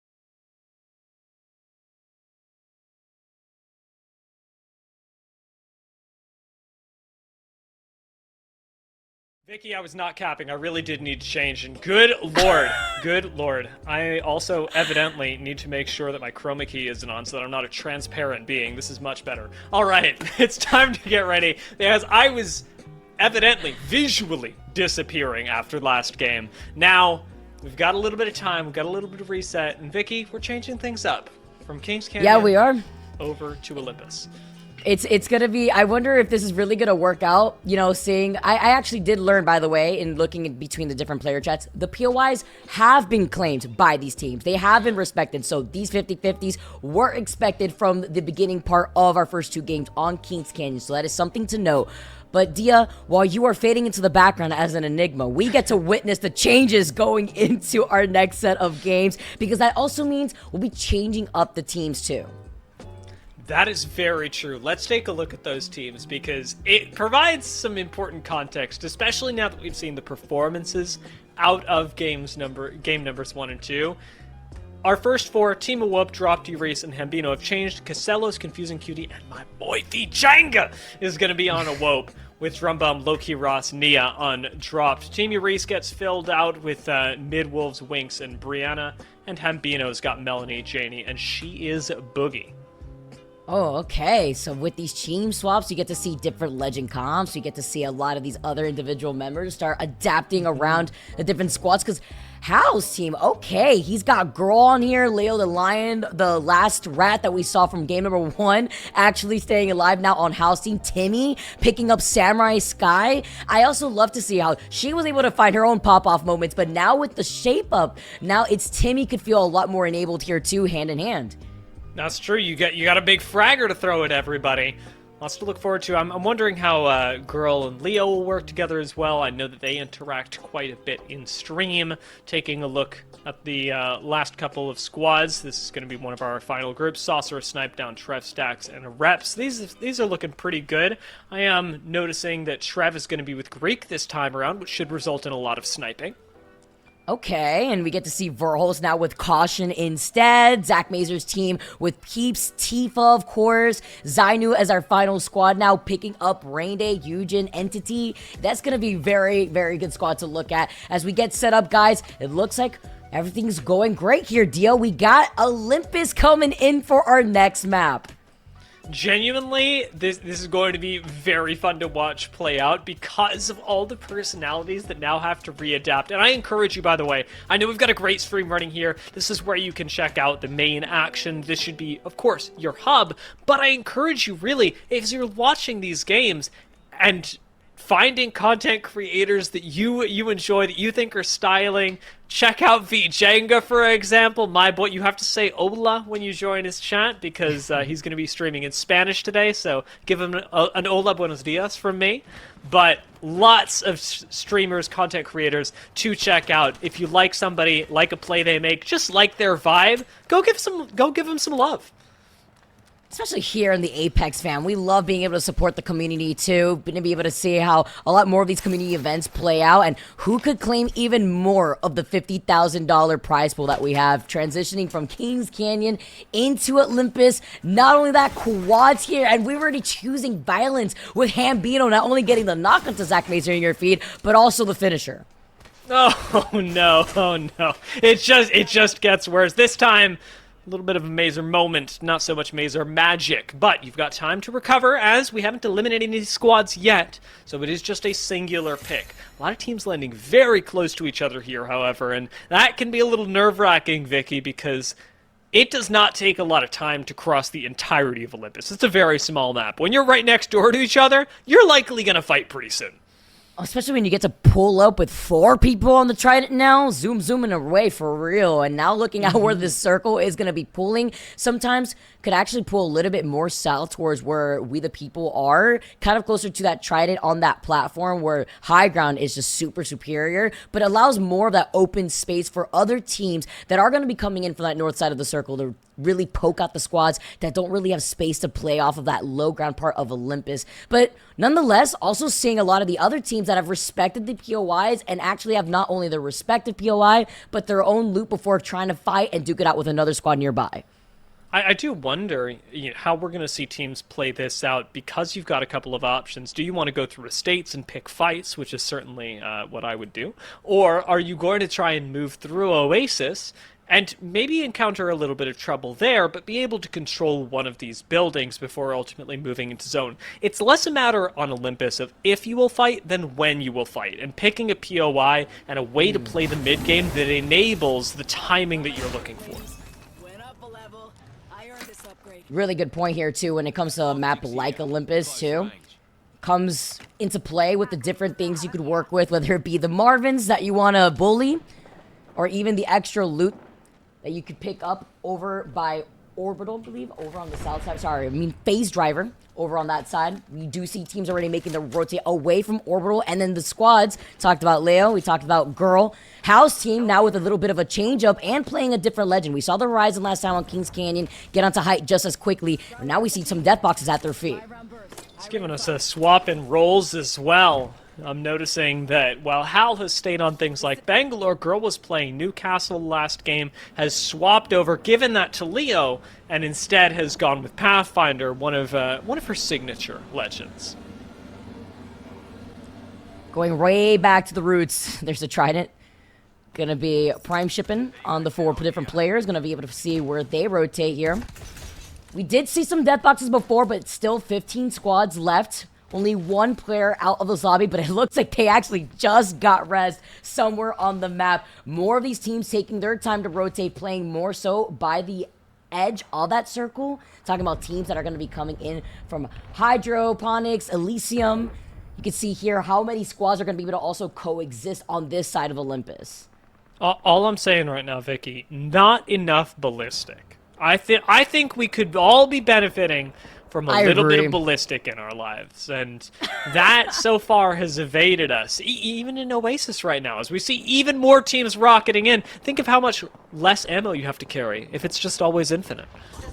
That's true, you always have that ballistic ult ready to go. You feel even better, though, when you find yourself in a nice, safe spot in where that final circle is going to pull, and how already putting in that pressure on the team that's decided to take height, but there's another team flying in from right above them, making 5 other squads of quads already finding their spot in Oasis. They get the knock, and they do want to capitalize on the back end here. Did anybody see We the People take out all of Team Shrevstacks? That was a full kill feed moment, but good lord, We the People definitely pulling out the #1 Pred badge for a reason there. That man is a monster on the sticks, and Imperial Hal doing much the same thing down in the low ground. Has not found a knock yet, but that was a lot of damage he just put down, letting Johnny Price be rezzed in the meantime. It's the fact that he's holding such an aggressive position while allowing the rest of his team to try to reset. But here comes Girl, though, side by side with Hal, having to acknowledge not only the bang ult, but the third party that is now creeping in right behind their squad. So much split attention, though, coming in from this team, as now other teams are looking at them from across. And we have split up to basically 2 teams. This is one of the things that can happen in quads, but with Girl and Hal on one side and Leo and Johnny Price on the other, you've essentially just got 2 separate squads that are controlling as much area as they can. In this case, respecting the fact that they are a duo, we're going to see Hal and Girl disengage, still try and find a res, but it'll mean they have to leave because you cannot sit center zone. Oh my god! Snipe Down gets eviscerated. He took that last bullet on the burst from the Hemlock to be able to get that knock, but I like the decision here from Hal, actually having to back away. He wanted to get that finish onto Snipe, but Girl's in trouble, so the communication's coming out, and now Hal is trying to cover for her after she gets cracked. It's another team. It is Stay Naughty coming in, and he immediately one-clips Hal here as Girl tries to get away with the grapple.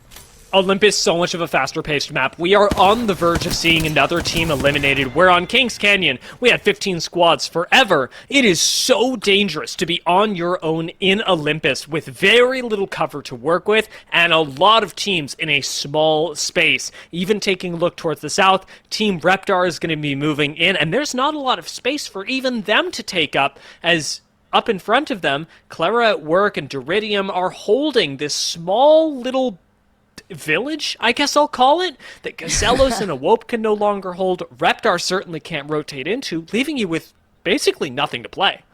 Yeah, no name lot, whereas the platform right below this exact POI has so much loot and space to coexist in, so you'll usually have a team playing off that low ground, but same thing could be said about the amount of teams that could find a spot in these two Oasis buildings, even if they have to play off that low ground. But a lot of these teams, now rotating from the hydroponic side, have to think about which angle they can move in without getting gate kept. Like you mentioned, Claire's squad is already holding on to that high ground here, and they're getting gate kept looking at Reptar's squad if they want to try to find a way to wrap around and then approach from a state side. Casellos backing up Vijanga on the low ground. This time, I'm definitely spotting that Vijanga's done me a favor. I know I liked his lifeline. I love me some Rampart. And being able to showcase Rampart alongside a Newcastle here does give you a lot of staying power, as we already saw in Game 1 when Team Sorcerer won on Kings Canyon. So much cover to work with, as well as safely take out that Sheila, even if you don't get that damage buff. Here's all that space, though, that we were mentioning, and you don't even get to share it with other squads. Instead, you just take the whole building for yourself, and it works when you have the Watson on your team. You highlighted We The Peeps earlier, too, who's on that low ground. You see Clara on the high ground, just sharing that with Reps' squad, managing to not only gatekeep the teams that will have to come in from Elysium. At least they do have that jump tower, but they will be flying overhead once they get into that next circle. Clara sticking on the lifeline as well, the real anchor of the squad. It does, you need at least one person on a support legend, and Clara is exactly the kind of person that would be like, you know what, guys, I'll do it. I want to shout out Clara as well while we're here. She's been doing some fantastic content around the ALGS recently. Her comp knowledge has really been shown, as she's managed to get a lot of watch parties in. Been enjoying it recently. Go check Clara out as we tune into another fight that unfortunately has our ALGS boy Rain Day going down first. Might still be recoverable, though. Hugh, nice beam with the flatline. Doesn't even use the amped cover to do it, which is crazy. And Rain Day gets back into the game just as the zone starts closing.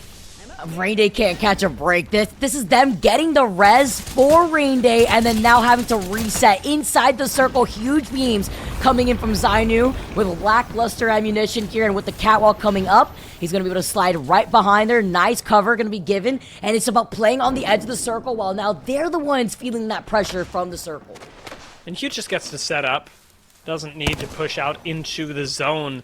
In fact, it's wiser not to, with a team like Dropped looking in behind you. Not a lot of space to play for Team Dropped, but certainly more than you've got sitting in this meager corner.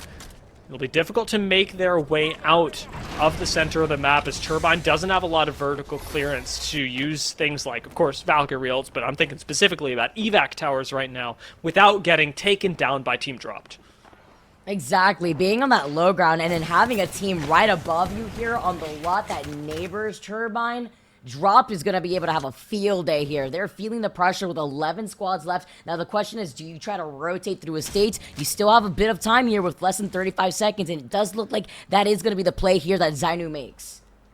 Now, Zainu doesn't have any smoke, so even taking lead on Bangalore right now is a bit risky. Since they're not shot at for the moment, you are relatively safe, but taking a look at the timer, things aren't looking great. 19 seconds left to close the gap into the next zone, and you've got a whole team in front of you. Team Awope, who are looking out at the open area, have not spotted Team Zainu yet. But you know Vijanga, as soon as he turns around, things are going to get real terrifying for Team Zainu.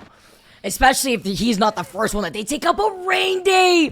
A sentinel shot to find him knocked, and that was right after he popped a bat. He is feeling the pressure. They are going to be able to get this res, and they are going to have to start moving now that the circle is closing in on this evac tower. I am blown away that this evac tower is allowed to exist. If I am Rampart, I am taking out that evac tower 10 out of 10 times, but it don't happen here. Instead, Vijang actually drops back down to the floor very low, as it looks like Team Casellos is trying to rotate out of here using an evac tower of their own. They're splitting up. Awope takes the low ground while Vijanga tries to fly again, will join up with the rest of the team, but it is a critically split squad as Rain Day is going to fall again. My sweet, beautiful boy falling on the low ground, and it could very well be the end of a squad. It is, as it is just Entity. Mastiff in hand, lays out some sick shots, but will be taken down as Team Zainu are out. 10 squads left. Oh, he was so desperate to jump in and start the res so that way he could work off of the gold knock perhaps, but Clara and Bullet hold it down on that platform. Deridium is also right there alongside them, feeling the pressure though. Hopefully he's going to be able to get the loot that they need, or maybe even a shield swap. Reps on the other side, holding the other side of the wall here, but they're covering so much ground on that south side of the circle, but they're not in it just yet. Well, the action has also not stopped for Team Yuri's on the north side of this circle. Team Dropped playing this pretty well at the same time. They were gatekeeping earlier and now have managed to move in with a nice bit of cover as well, provided by the crafter and the bushes just to the side of them. Have a little bit of time to reset, grab ammo, interestingly enough. So Dropped is using a lot of that, it appears. He is carrying way too much ammo, in my opinion, but maybe he's got a way to justify this. Let's drop into a listen in with Team Dropped. They're team up there. Hope that was on main broadcast because that's hilarious. Yeah, right here, peeking.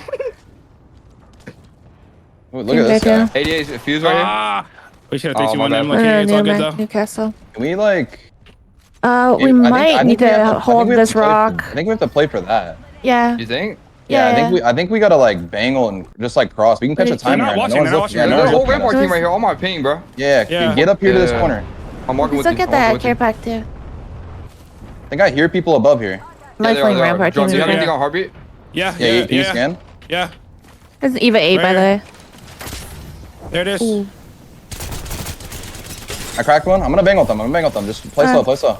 Yep. Telling? Yeah, Cracked get a gem cracked down. another one. I got fried though. We can probably kill them, okay? I'm batting. Be careful of agree. this over here. No. Almost killed one, Yeah. almost killed one. Behind us. Looking alright. Yeah, on our right. Yep. They're looking down on us right now. Dollar Yeah. team goes from the side. The team's We gotta slide down and maybe play this side. Yeah. Play to me. Maybe look left for kills. Wait, be There's a careful team of there. that. They're getting fried though. Team bottom left. Look here. You heal. 25. I'm gonna smoke our right side. They went around. One They're more. playing our side. I cracked I one. need to bat. I need to bat. Yeah. What you gotta do? Look at that. Be careful of I'm that. on Careful. Yeah, we gotta figure out. Crack. They're looking down. Jumping on us. Down. Fuse. On the left. His low. Fuck. Nice. Above still on scan. Above on scan. Stay up. I need heal. Oh. I'm batting. No, they're jumping on you. Aw. It's one. No. Stay alive, Dropped. You in this.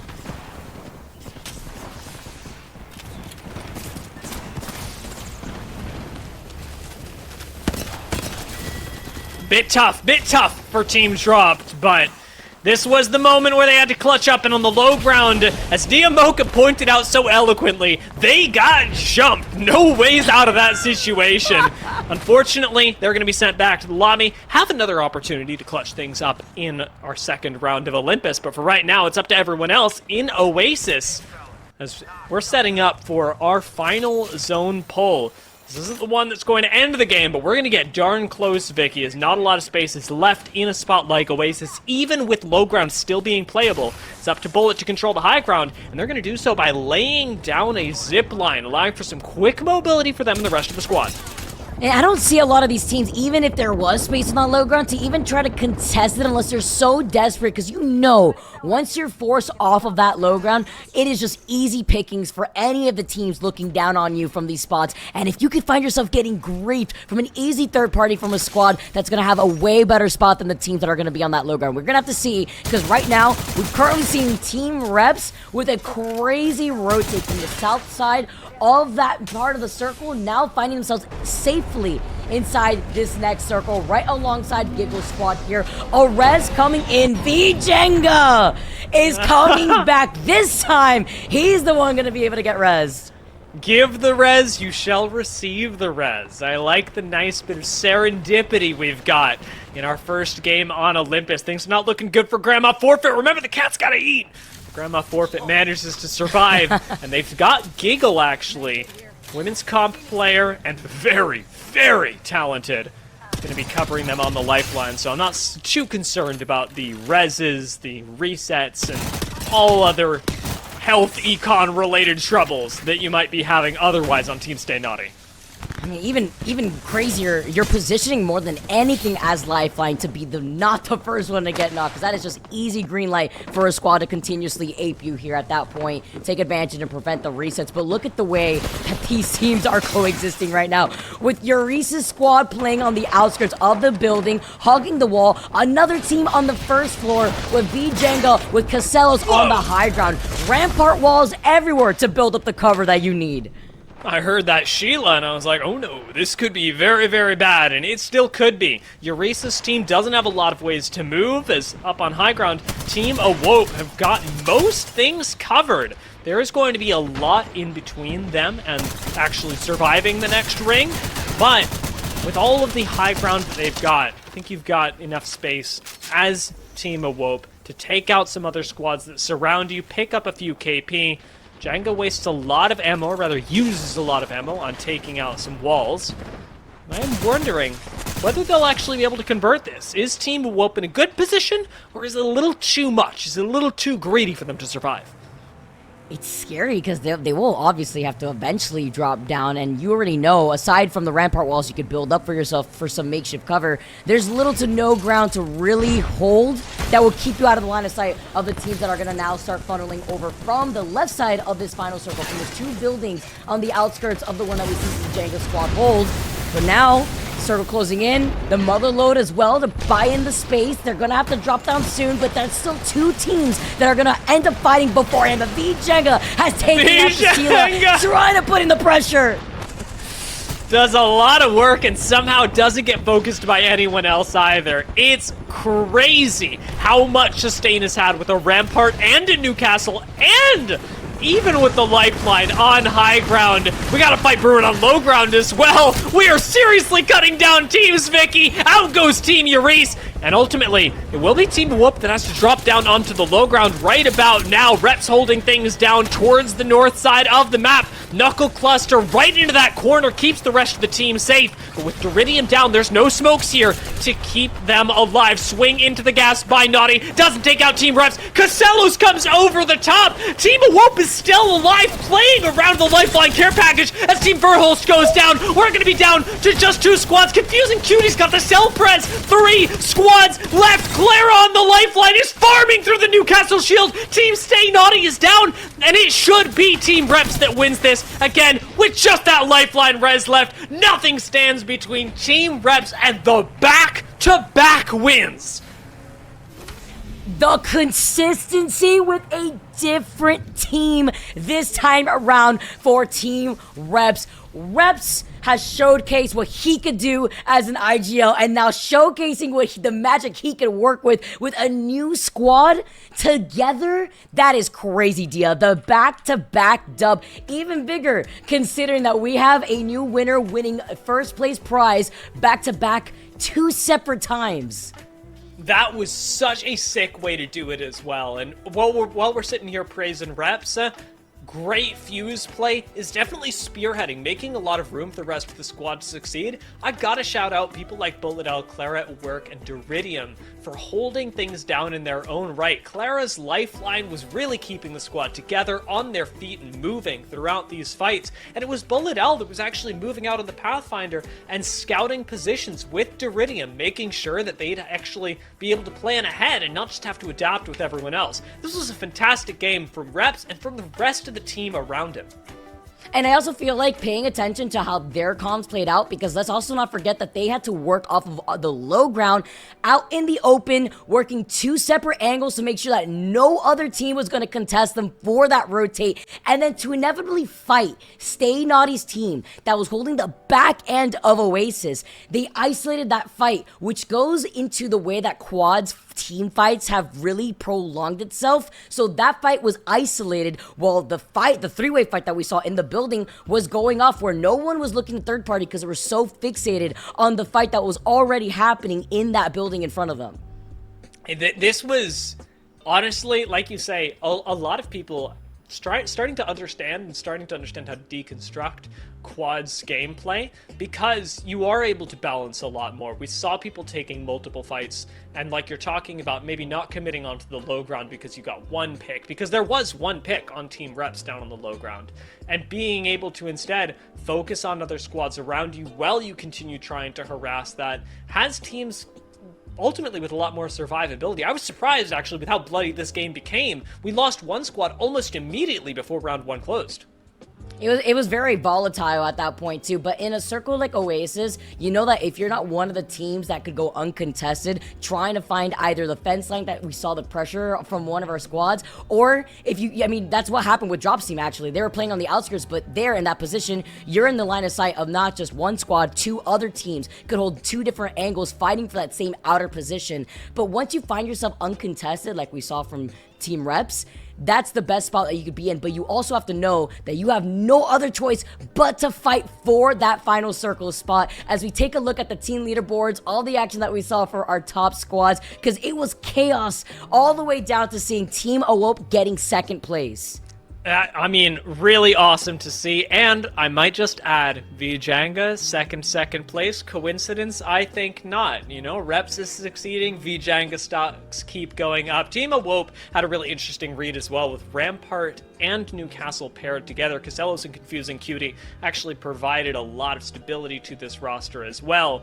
Naughty slots in right behind, and this is where I start to wonder, where's somebody like Naughty on the overall kill leaderboard? Because that's where things get spicy, and we're not just looking at prizing from this game, where of course Team Reps is walking away with $2,800, but we got that race going on, and it looks like Reps has taken the lead by not even a kill, by damage over Naughty. Wow, 7.6k in total over the course of these last 3 games, but in the driver's seat alongside Stay Naughty, we were highlighting Saucer's damage output, which again, 5.6, insane, but you could see how difficult it was with the transition going into Olympus, what we may expect from our squads to have their respective POI and where the circle is going to be pulling. Now we get to see Stay Naughty and Reps with that consistency exiting out of Kings Canyon into Olympus and instead skyrocketing the way that they were able to play that game. This is like just an incredibly accelerated game whenever you've got people like this on your squad, because if you're showing up in our top 10 kill leaders, you really are likely the one on your team that is finding openings, and whether it be with the initial damage or not, creating a way for your team to succeed by eliminating other squads. Because even though you are taking out just one person at a time, every person really matters for being able to find your way into a fight. It is cool to see how Reps, with 2 wins now, has taken the lead, but it is such a marginal one, Vicky.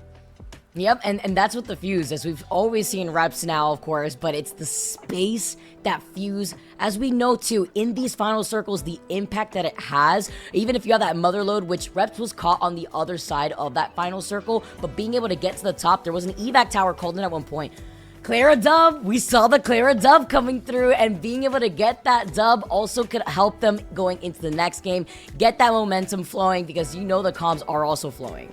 She's got that ALGS knowledge, you know? She's sitting there with Reps. I mean, even Bullet, who was on the desk at Champs, they're all sitting there going, all right, listen, what are we going to do? Exactly how are we going to take this fight? It really ended up working. That was a very fun, and I'll say, well-orchestrated endgame. But that was just the first of our 2 games on Olympus. Let's drop into the second one, Vicky, and find out how things change. Well, let's go. Game number 2 on Olympus, our 4th game entirely of this series, and it's been amazing to see how Quads has been able to really change things up in terms of game fight positioning, the timing for a lot of these isolated fights, and how that's worked into the way that some of these teams want to go for their quick rotates, denying themselves the opportunity to get early loot, and instead just holding position instead. I'm letting all y'all know, we are going into our 4th game. We're past the halfway point. If you haven't just yet, this is your reminder. Hydrate. It's important. I'm taking my drink of water now because it's the middle of summer, and as much as these games are enticing, you got to stay awake to watch them. Especially with how it's been heating up, Dia. Dia's daily hydration bot reminder here for everybody watching from home. But also, I'm here to remind you to make sure to follow a lot of our Apex creators. If you guys are enjoying the vibes of a stream here, show your support. A lot of these cracked out Apex players always stream Mondays through Fridays, making sure that you catch their rank grind, and you definitely don't want to miss it because the action does not stop here. Yeah, you see someone lighten up the kill feed, you know, Peebs just running through Team Trev stacks. Maybe go give Peebs some love. Give him a well done, because I know it means a lot to him. Very genuine guy, and a lot of the people that we've got here today really do enjoy having new people drop in and getting to know and add to the barrage, I'll say, of friendly people. Barrage does sound a little aggressive, but I've chosen to go with it because it really emphasizes the volume of people that you can have in some of these chats, Vicky.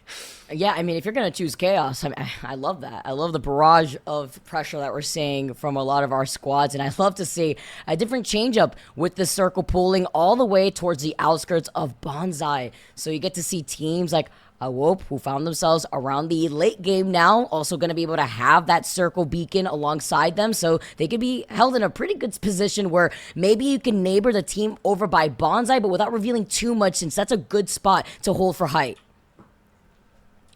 Even just, yeah, like you said, talking about being able to control high ground at all in this zone is going to be super important. I'm very curious as well who ends up trying to control terminal here, because there will be a lot of teams that move through terminal to try and access the south side of the map, and whether you're picking up those kills or betting on a terminal pull, both of which are totally reasonable, you're going to have a bit of a different read than everyone else. Not many teams will want to bunker down and play defensive like that, but there's a chance. There's an outside chance. I call terminal the don't pull up zone, because you know that's where everybody is going to be waiting to gatekeep you on a rotate through the middle part of Olympus. But with so many teams, with obviously the evacs, some of these teams rocking the Valkyrie and the Skyward Dive, we can expect these squads to fly in from above. I've seen a circle like this also pull towards the outskirts of Solar Array on the no-name lot that is north of Bonsai that plays off the low ground. And if you have a Watson, a Catalyst, any of these control legends, obviously you could definitely bunker down in a building like that. But more importantly, I'm thinking the Watson with the gen, with the amount of fuses that we've also been able to see. Ooh, yeah, it's true, it's true. I mean, Watson's getting a lot of value right now. I know that, not to call out a region of the ALGS, but APAC South has specifically been really hyped on Watson Fuse and the way that those two counter and play off each other. I also want to shout this out. Somebody go scout this. Team Imperial Hal was rotating through the map. I saw it on my map feed. By using the Wraith portal that's right through the center of everything, they were picking up loot that way. Someone go in there and figure out what the comms are. What is the game plan for Team Imperial Hal right now? To be a fly on the wall right now. From us, Dia. From us to be able to see what's going on over there. We're going to have to check it out later as more teams like Team It's Timmy also playing on the outskirts of Terminal, opting to maybe rotate off the south side by Grow, on the direction from Grow, but man, losing out on 2 already. Aprizi now having to back away in time alongside Snipe down, but 15 squads still left, even if they lose out on 2. It's a nice thermite. Covers the whole door, and Brianna does wait this out, likely meaning that you're not going to be able to chase down the full squad. Good enough, I will say. 2 kills are going to mean quite a bit, as you are trying to make your way as well off of Blue Evos as a squad. And moving from Fight Night into Turbine, you've got things like a survey beacon you can hit to find out where this duo, rather this remaining duo from Team Snipe Down is. Team Zainu, bunkering down in Terminal. They have, Vicky, committed the sin of pulling up.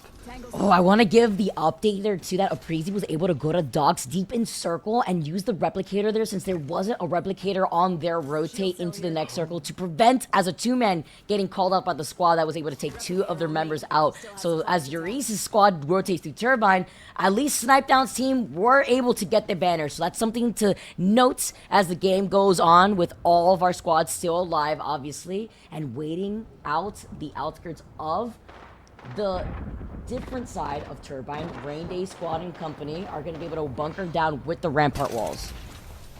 You were talking about Phase Driver earlier. This is really the place to be, whether it be loot or not. I actually suspect the loot here is a little bit worse with 4 people, because it is a pretty small POI, but I'm rambling now, and what we gotta focus on is the fact that Team Saucer are currently sat in here with another squad passing them by, and that is what's really lighting this POI up right now.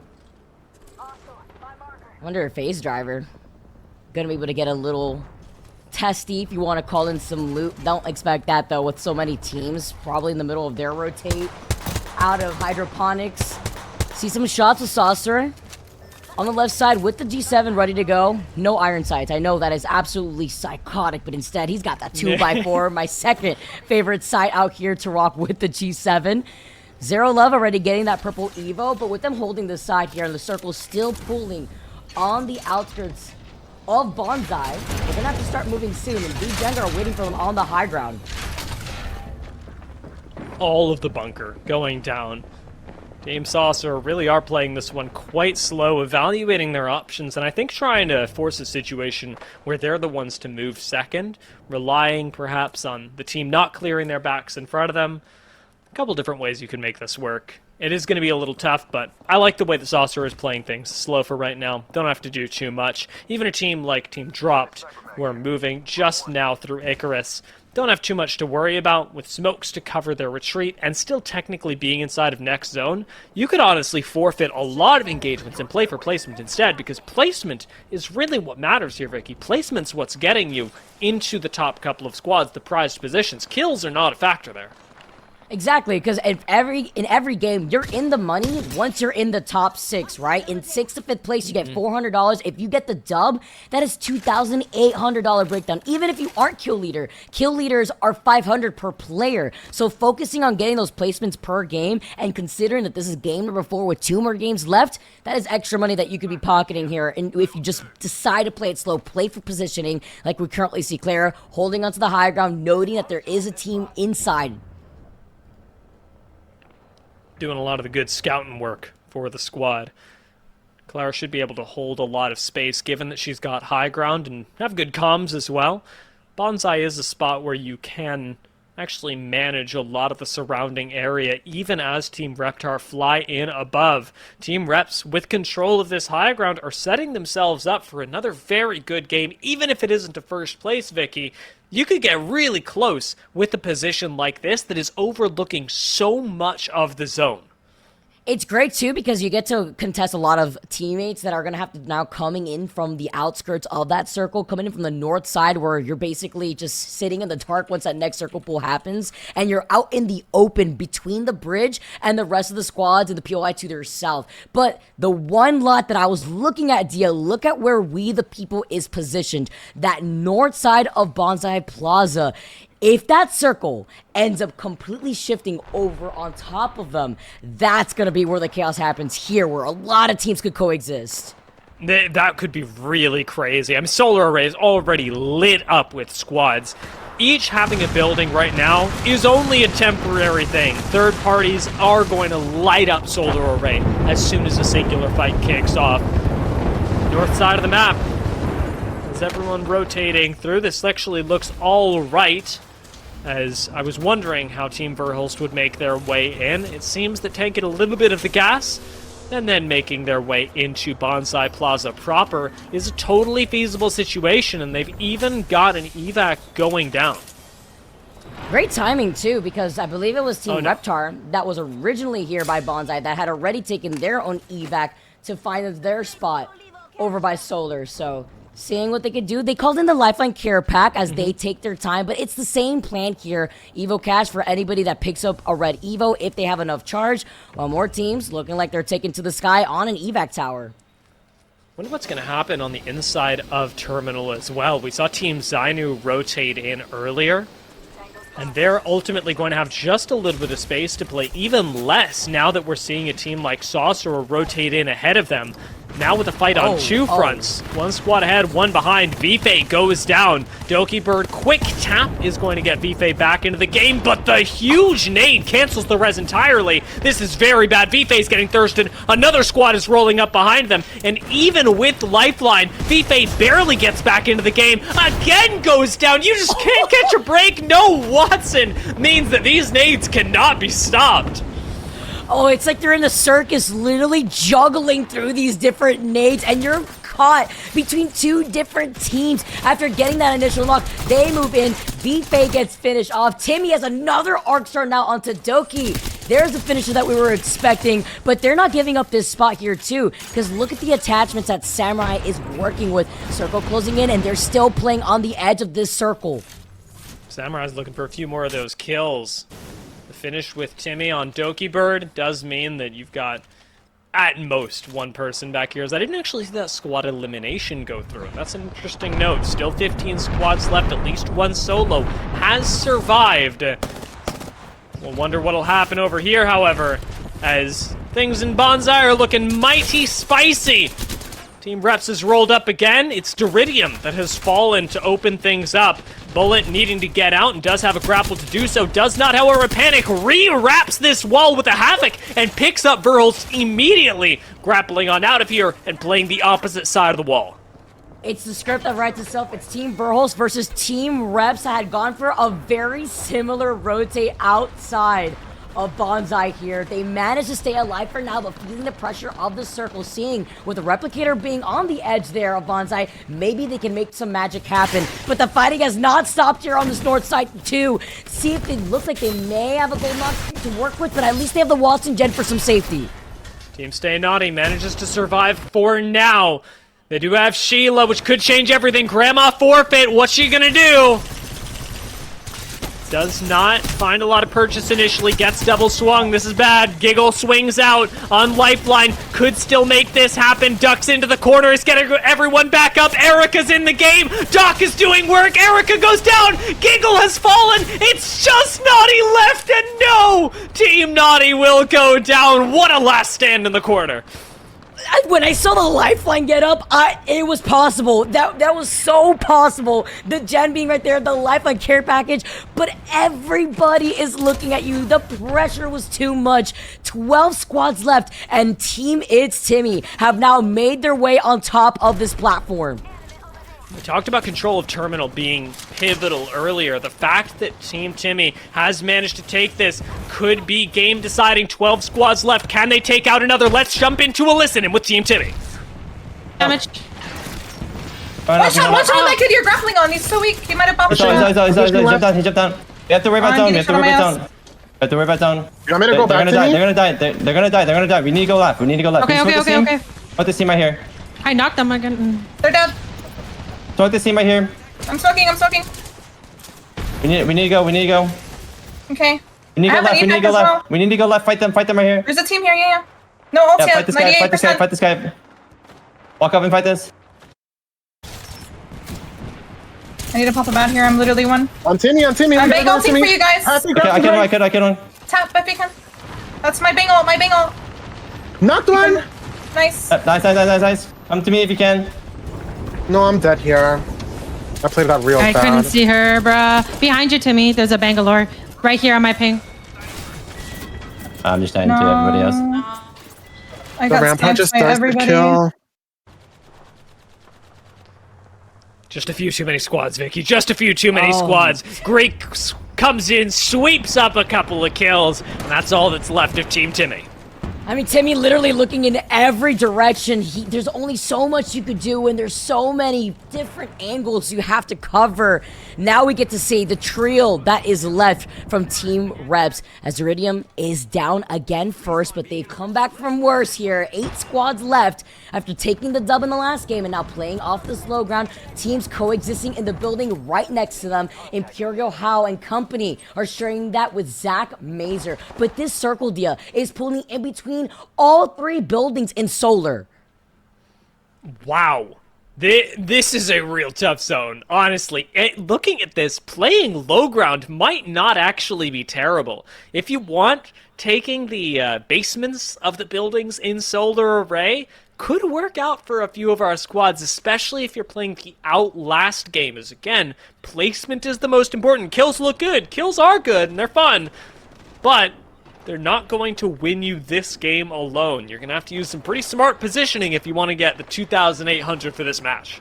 Exactly, and you have to consider first and second place, it may as well be an $800 money match, all right? That's the stakes that I get to see. And Dropped is still alive, but Bullet, he pokes outside for a second, and he gets melted by Aura. Now seeing they can get the res here, thankfully Clara still being on that lifeline, it's going to not only get the res, but also set down the drone with that gold knock coming in clutch.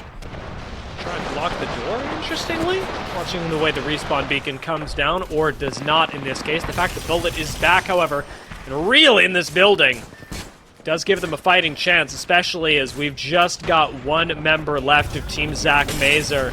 See how long that lasts. 8 squads left. Girl takes down Greek in the kill feed, while Clara looks for angles and finds this Gibby bubble. Could be the go button for Team Reps as in comes Bullet L. Again, playing the role of the fragger on this Pathfinder. Opens things up well for the squad. Cracks for Flesh on the other side. And unfortunately for Leo, that's all she wrote. Bullet has done his work. Team Shrevstacks goes down. 7 squads left.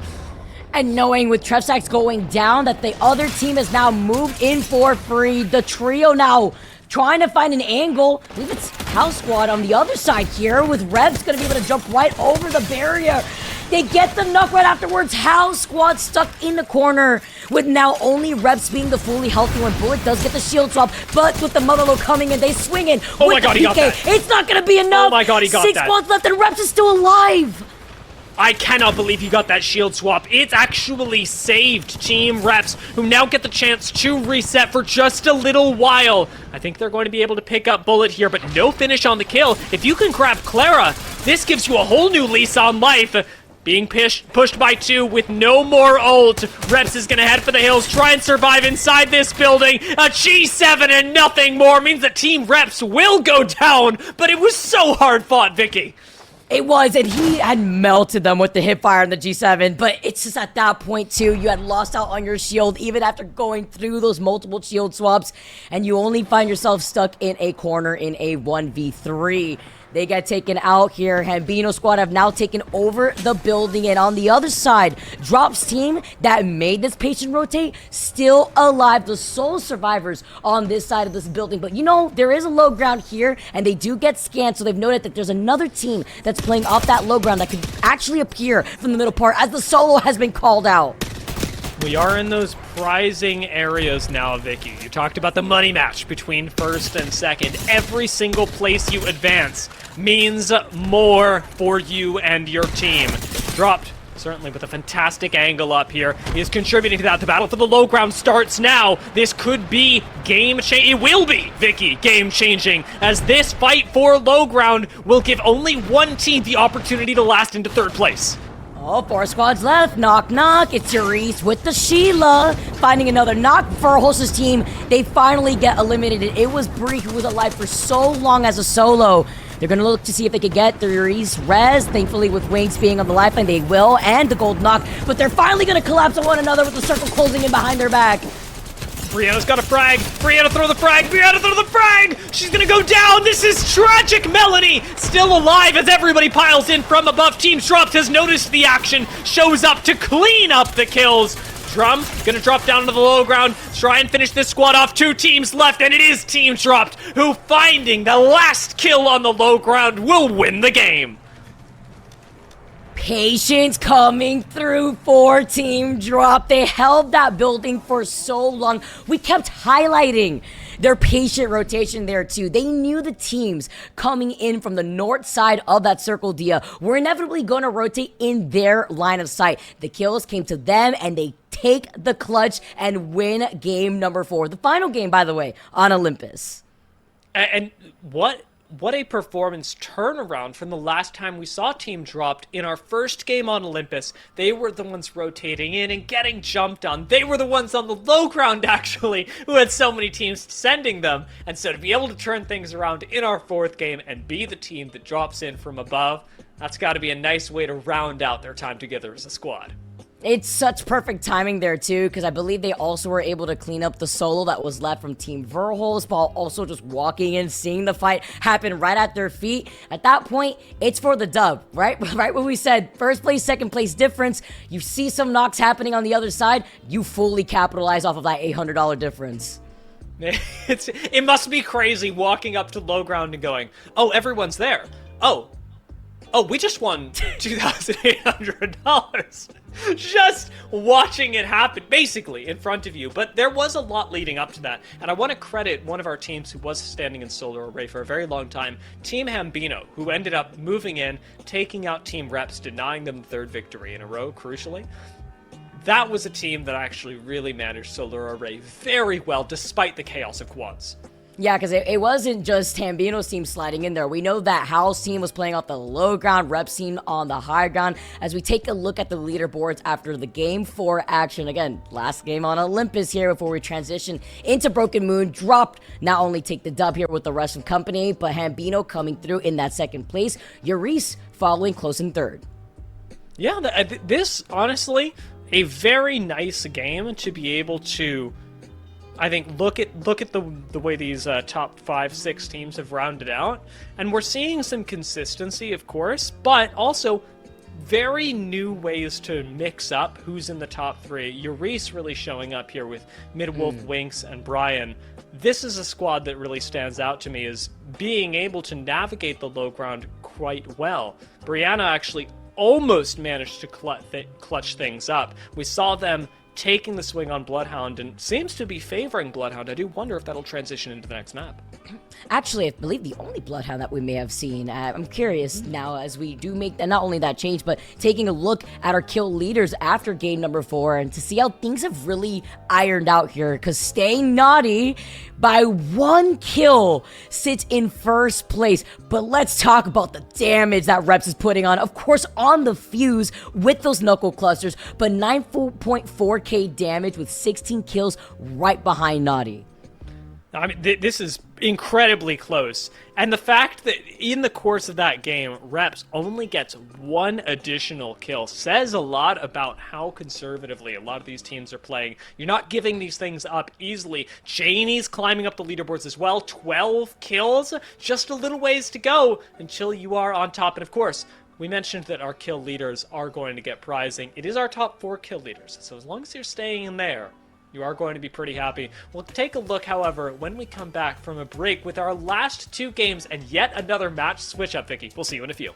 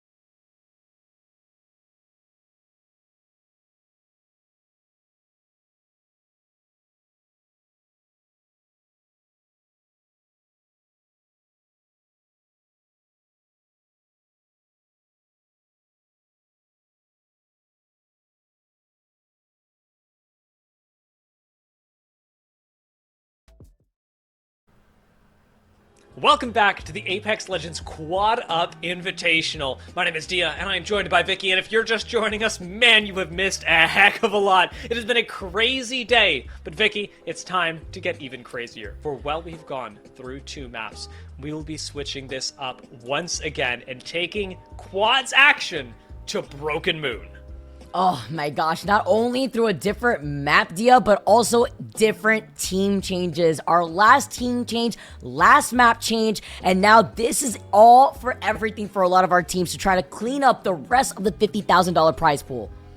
I'm seeing Dropped, Caution, Rain Day, and Winks on the same team, and all I'm saying is that there are a lot of people there who enjoy bullying Vicky. I'm not naming names, but you know. Wow. Actually, though, now Rain Day, he can't live this down. After everything I've seen thus far in the tournament, that's it. I cannot let Rain Day live it down. But you know who has been popping off, Dia? Janie, and now she gets to join Team Awope out here with Entity 2. I can't wait to see how that team plays out. Team Urice, Team Hambino making their own changes. Urice getting a Preezy. That's actually kind of scary. As we take a look at the next set of teams here going into these last 2 games. Now, there are 15 teams in a game, so we are going to be going 4-4-4-3 with Timmy, Imperial Hal, Naughty, and Reptar. Let's take a look at some notable combinations. Actually, Team Timmy, again, looking very, very good. Asian Boy, Tifa Jessie, and She Is Boogie. I'm remembering Asian Boy from our solos tournament, of course. Tifa Jessie and She Is Boogie should round things out nicely. Always tracking my girl G Money out here. With Naughty, the vibes should be immaculate. So I am really encouraging folks, go check out some of their streams because that'll be fun. I've been tracking Grandma Forfeit all day. Nia Mocha joining on Team Imperial Hal as well. One of our few VTubers who are participating today as a blue bear. I think I'm recalling that correctly. Okay, Nia Mocha. Yep. I got it. It's been nice to be able to see a lot of these different Apex content creators really come out and show up for an event where not only you're playing in a new game mode here, Dia, but with all these ALGS pros too. Yeah, you know what? There are a few more, actually, ALGS pros that'll be joining us, as they have through the past couple of games. Saucer, Snipe, Trev Stacks, and Reps. This time shifting things up quite a bit as well. Melanie going to be teamed up with Sorcerer and Boom Razzle and Erica. Erica actually played very well. I think it was game 3. Had a very nice run. Let's take a look at our last couple of squads, however, Vicky, as these will be our final 3. This is the last time we're changing things up, so you better get used to this team. And Zach Mazer has rolled a fantastic squad. Wow. Zach, Giggle, Confusing Cutie, and Lauren. I'm expecting big things from this team. Absolutely, and the comms are probably going to be amazing here too. I'm looking at Verholz with Samurai Sky, Clara coming in, trying to sneak another dub out here, Daz, as well as Team Zainu with We The People joining in with the rest of the squad. Oh, you're right, actually. Now that I see Team Verholz, I'm really, really scared. They have so many and Clara has done such a good job at keeping teams actually just working as functioning machines. She keeps defaulting to Lifeline, and the way that she's playing Lifeline, you can tell she's not just playing Lifeline because it happens to be good in quads. She's really, really good at knowing exactly where and when and how to reset. Her positioning is amazing, but also just knowing Clara, like, your life is literally in her hands right now, so you have to be nice. You have to play Clara's game this time around, but she's been doing an amazing job at holding it down and being aware of the other squads around her. So now going into Broken Moon, that's where the environment is going to change up a lot. And of course, it is nice to note the POIs have already been decided here preemptively, so a lot of our pros already know where they're going to be landing and the type of loot that they could expect depending on where these circles are going to pull for the rotate. Now here's the thing, Vicky. I would expect that in a standard game of Apex Legends where we have already talked about our POIs and you have less squads than usual, because remember, it's only 15 teams in a game of quads, that we would actually see less teams fighting early. And that has ironically not been the case at all. Even with the amount of squads that we have, knowing where everyone's going to draft, they are still running into each other constantly, even at minute 1, trying to find cheeky kills, a little bit of an edge, maybe some more loot, and fighting over these bits of POIs that have scans, assault crates, even supply crates for I'm missing the word for our support legends. And or the assault crates too, like you mentioned, with the amount of Bangalores that we've been seeing. these micro objectives have become like huge deals in the early games for our teams to fight over, and it's causing a lot of really early conflict. Yeah, and talking about what we've seen the most with a lot of the chaos and the squads dwindling down, leaving maybe one straggler behind, that they've been able to get these crazy resets, has been the fuses that have been contesting a lot of these middle rotates when you're stuck like a wall trying to transition, whether it be from Kings Canyon through Bunker's side or from Olympus coming in from the portal side. It can be so difficult, but that's where we see a lot of these teams end up finding their own space through an evac tower, a skyward dive. As we move on to Broken Moon, skyward dive is definitely going to come in clutch, considering that perk that Valkyrie has that gives her a lot more space to work with on the apex of her ult. They're really mountainous areas, so like you're talking about, you don't take that perk, you're not making it over a lot of otherwise passable terrain for somebody like Valkyrie.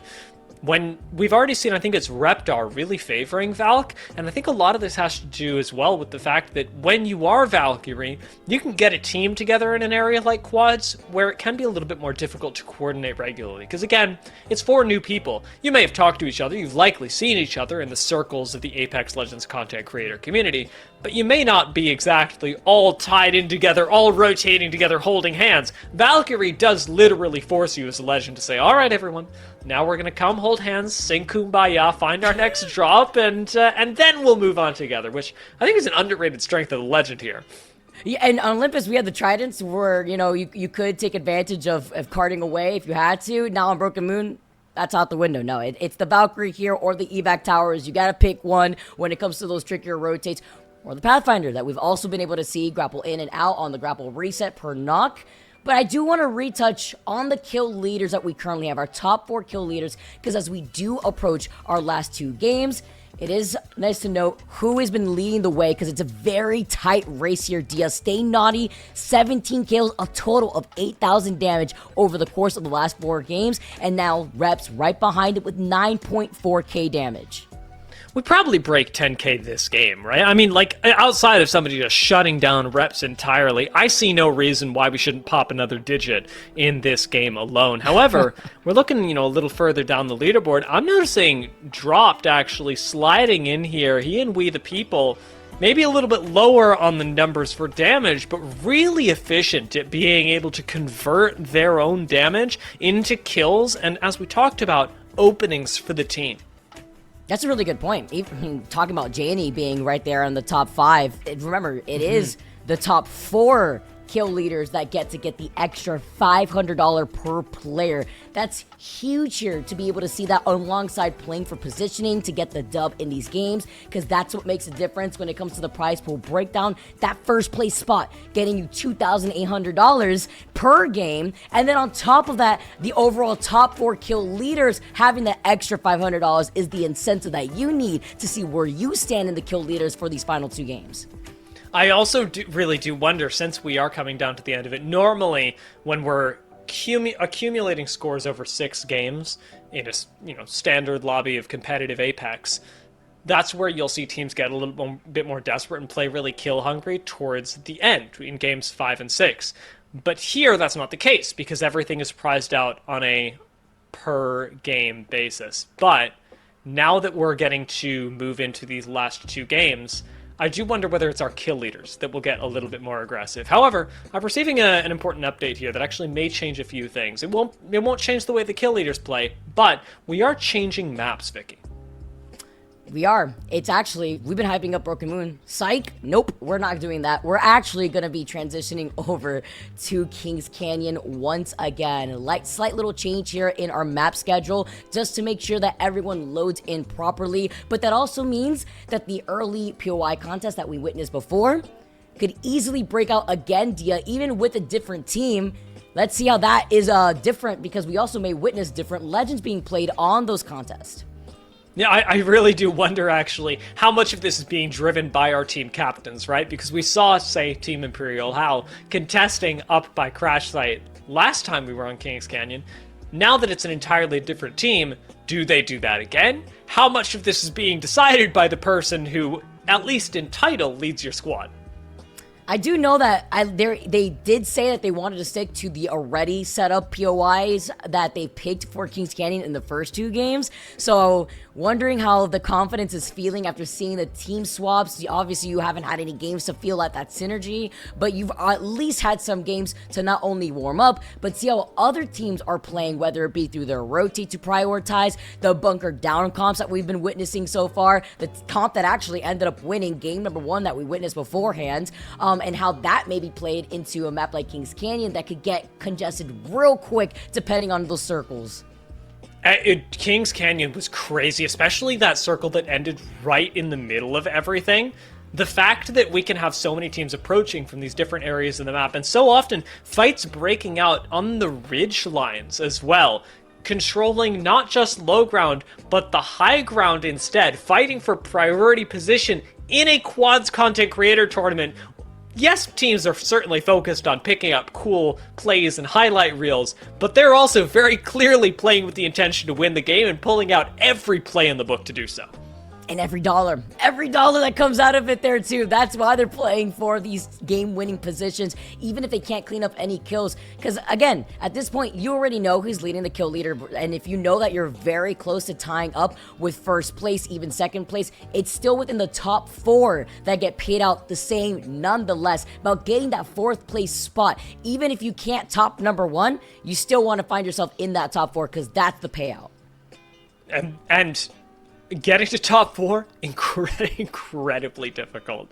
I mean, we have seen teams really struggle to all the way to Zone 3, only to go out in 10th. Like, it is so hard to crack into the top couple of squads when everybody is playing at such a high level. We mentioned at the start of the day, but when compared to our solos tournament, where we had a bit of a, different styles moving around, I remember my boy Tony Romero hitting us with the rat plays. Now we're moving into a bit of a different style of tournament where it is a lot more focused on how well you can play a pretty standard game of Apex Legends, but with a twist, with these quads thrown in, and that is really exciting. I want to mention as well, I know that we've got a million perspectives and a million teams here. We're of course doing our jobs over here on main broadcast, watching everything, catching as many perspectives as we can, and showing you the story of the game.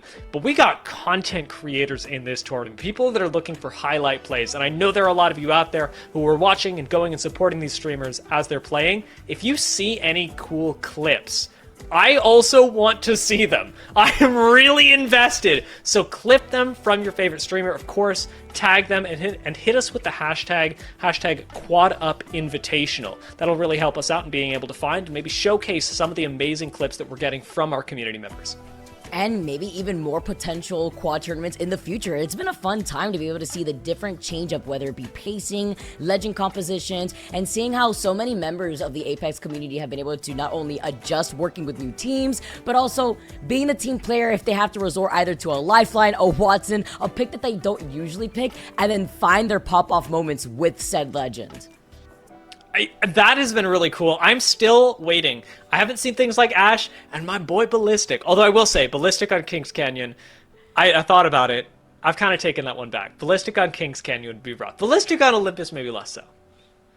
The fuse, though. The fuse with the space. And that's why, like, when we were talking about the counters that we've witnessed thus far after game number 1, because we had to test out the waters, right? We have to see if people are going to go for comfort picks, or after the changes coming in mid-season, if we're going to see a different shakeup. I mean, I even asked maybe Revenant if people want to get a little selfish, but no. We've been team players. We've been seeing the Pathfinder instead. Entry out, entry in, and then being able to put down the zip so that way your entire team could go in for a clean rotate, or even a clean third party here. It's been nice to see how creative a lot of these other squads have been able to get, depending on who they are also playing with. Well, we'll see how creative they get moving into our next couple of matches. We are going to take a break, get all of our players connected, and remember, grab water. We got 2 matches left, and we'll see you in a few.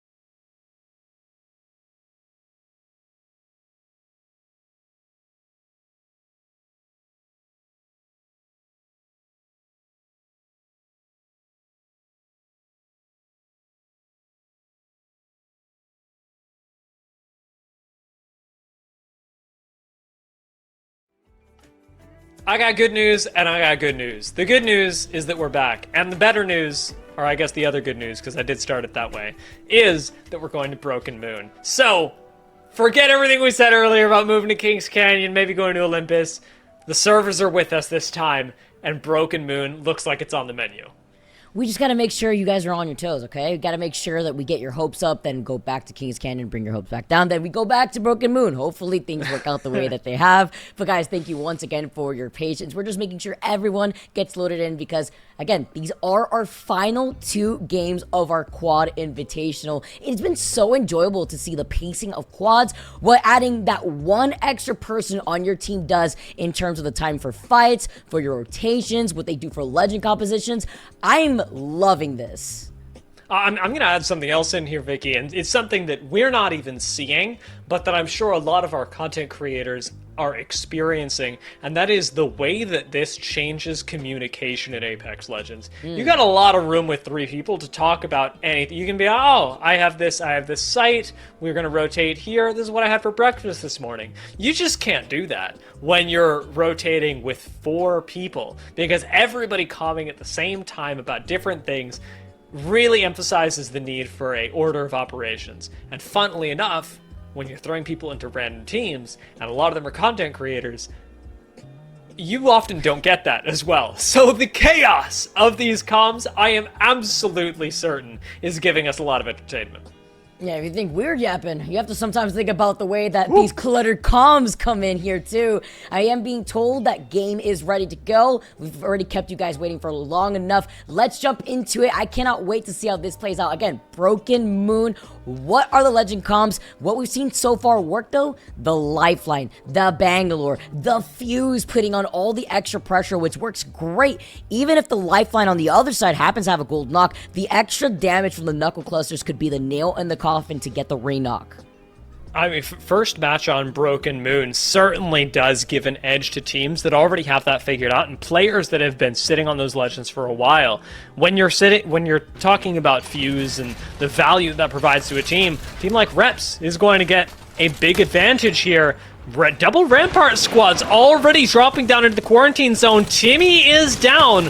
We'll see what Asian boy Tifa Jessie and She Is Boogie can do about this, all swinging the same doorway, and Tifa's got plenty of sustain right now. Rampart walls on the doorways are massive, huge crack through here. Let's She Is Boogie pop through just like the Boogeyman, but does not find a kill. Instead, it's Asian boy that picks up Casellos, and everybody's resetting. Inside, another not going to go down. Casellos is being picked up. Shrev Stacks is down. Can Leo the Lion hold it together for the squad, even as these doors are so difficult to maintain control of? Oh, I know everyone was waiting by the door to sometimes the same button to try to get the res opens up that door, so it was a little scary, but both sides were so low at the very beginning deal. Trade on each side, the reset comes in, but it's Timmy who got finished earlier on. The trade again, Leo gets knocked, but Asian boy with Loki Ross coming in slides in, and it's Timmy's team is the first to go in this lobby. Crazy how many iterations that fight went through, but on the way out, man, did they do damage. Team Shrev Stacks able to pick up quite a bit of it as well, leaving them just on blue shields, but significantly further up, especially with the amount of reses they were able to pull off in that fight. And I'm looking at the map, I'm not seeing any third parties come in, so you got all the quarantine zone to yourself, and, well, Greek. And green. he needs an evil harvester. I like the plan out here, but I do want to highlight with now looking at where the circle was pulling.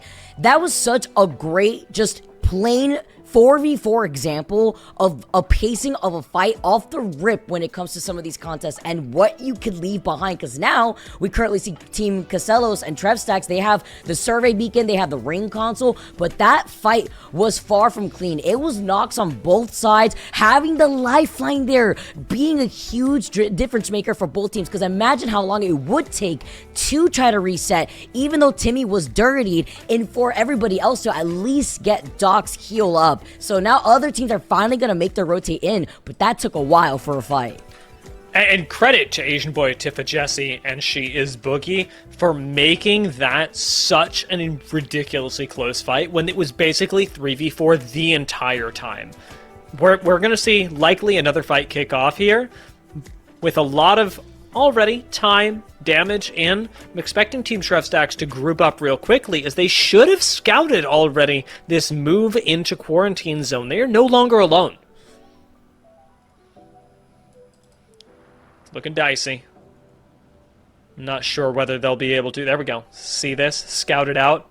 Confusing Cutie gonna dip back. Shout out to Confusing Cutie, a fellow Bay Area homie, cosplayer, and picked up by Hall of Fame earlier this year.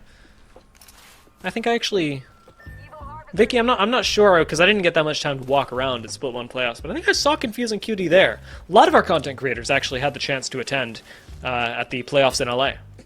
That was awesome. Yeah, I do believe so. It was great to see so many people make their way over to LA to attend LAN in person, and now being able to see them play out in our quads tournament with their rotates coming in, with so many other squads showing their appearance here in the middle part of Broken Moon. Cannot be disappointed here, but while they do take that zip line, the fight is happening from right underneath them. We do note that there was an Evil Harvester nearby that we saw Greek actually hone into at the end of that first fight that we witnessed. Now everybody's rejoined. Greek was like, hey, this place actually seems pretty chill. We can rotate through here, and now has brought everyone with him. Team Hambino with the Pathfinder speeding up their rotations. I will say, of all of the maps to have a Pathfinder on to speed up your rotations, Broken Moon is the one with the most inherent zip lines that you probably didn't need it on. That's true, actually. I mean, unless you want to try to prioritize getting up these slopes even faster here, or, of course, seeing what the fuse has been utilized in the past now, what you could do with the ring consoles, just being able to get ahead if you're not trying to run a control legend, trying to play a lot more hyper-aggressive, and instead try to substitute a support legend so that way they could cover your back if you just try to entry frag and ape. So we see more of these teams. Look at this. If it's not the evac tower, it's the zip lines around Broken Moon all the way around to find your spot into some of these buildings. Oh my god, like the amount of squads that are sitting up towards the northwest side of the ring. Getting real difficult. Snipe down, picking up the Valkyrie this time around. Will they actually make this? Yes, everybody gets in. And gets out just in time. Smoke covering for long enough that the ult was not cancelled. Snipe should be able to pilot the team to the other side of this hill. And a little bit of loot there as well. Should not do them poorly. Almost knocking Snipe down would have been disastrous. I gotta be real. I was definitely scared because it sounded like he got hit with a sentinel at first, and then they still started hitting him on his descent. But with the Valkyrie perk and being able to cross even more distance on the apex of the Skyward Dive, they did find themselves around the mountain, and we did highlight that being a very important factor going into a new map like Broken Moon on the different teams that these players have been situated in. I really like the way that people are using Rampart as well. This squad, actually, funnily enough, not using the Rampart, but definitely benefiting from the walls. A little bit of sloppy Rampart play has left them with plenty more cover than they would otherwise have. But it'll do well for Team Zach Mazer, who's now got a nice spot to play, and taking a look at the upper left corner, this seems to be where the zone is pulling, right into Dry Gulch. So many different teams have already made their way into some of these buildings. See Bullet bunker down. You mentioned the Rampart earlier on, but no Rampart. Rather, Neomoka is here, but no other Rampart around them that they could really worry about here other than the other side. But there's so much space to coexist here. They see a potential third party maybe in the distance, but they're not going to be giving up this space anytime soon, especially when they can bunker down here. Makes me wish people were running crypto, actually, now that I see this. How valuable would that be in a spot like this? It's already been really difficult to break down a lot of the literal barriers that are being put up by teams with Rampart, and even squads that are running Watson as well. So maybe a bit of theory crafting, opening things up for game number 6. But for game 5, everybody seems to be pretty chilled out. Nobody even keen on sharing space. I'm noticing that Team Howl has held this building for quite a while. They've got enough time for Neomoka to reset up all the amped cover. And as much as they know there's a squad just ahead of them, nobody's getting particularly aggressive. Now they're just going to be waiting here patiently because they know that other teams will inevitably wrap behind that squad across from Howl's team. And even better to make sure that their backs are cleared with the circle closing in the next 35 seconds, although it is a second circle, so people could afford to take some circle pressure if they do decide to wrap around behind them.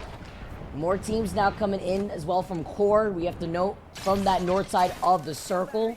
Even from production yard. Yeah, I know that Saucer is going to be rotating from that side alongside Team Casellos. I love this little overhead now that you see where the circle's pulling. But so many teams stuck on the edge of the circle.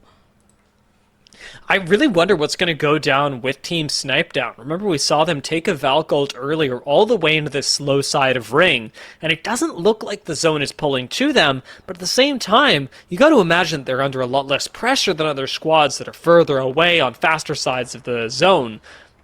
Will this actually work out for them? Was the early rotate worth it, or does it just put them in a really tight position? Something to look out for, actually. Especially now as they're going to be able to wrap down, slide down. And it's a team waiting for them on the other side of the bunker doors. They do have ring console information thanks to Daz being on that Watson. They do have the Fuse. Samurai obviously could do the same thing here, but it's about planning out where they want to go to, if they have to force a fight, or if they want to wrap up from the north side, and it does look like that's going to be what they're opting to do. Running sword and shield. Normally we'll see teams either pick, especially in trios, between Watson or Fuse. Running both of them, you are getting so much benefit.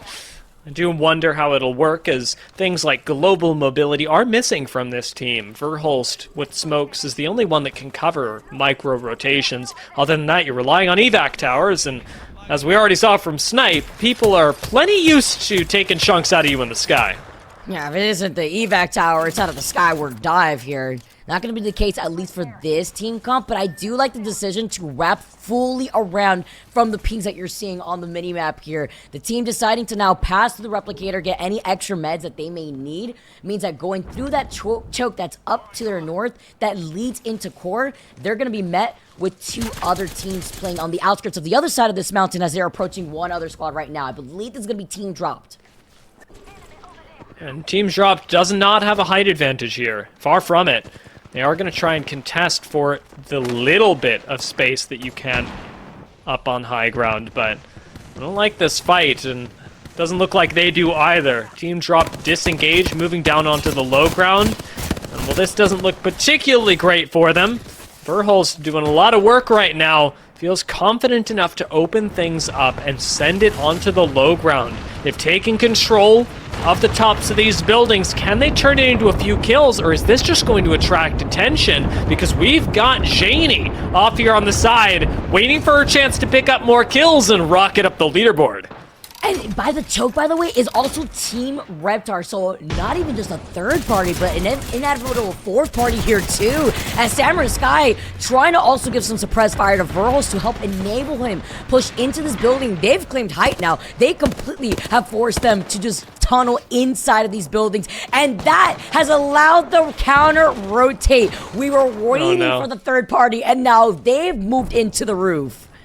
Janie is ready. 300 damage, not a kill yet. Newcastle Wall will keep you from getting into the building, so it really is the best decision to focus on the outside. A quick hit for 88. Janie's going to get aggressive. Can she actually find a knock here? Because it would be disastrous for Team Verhulst.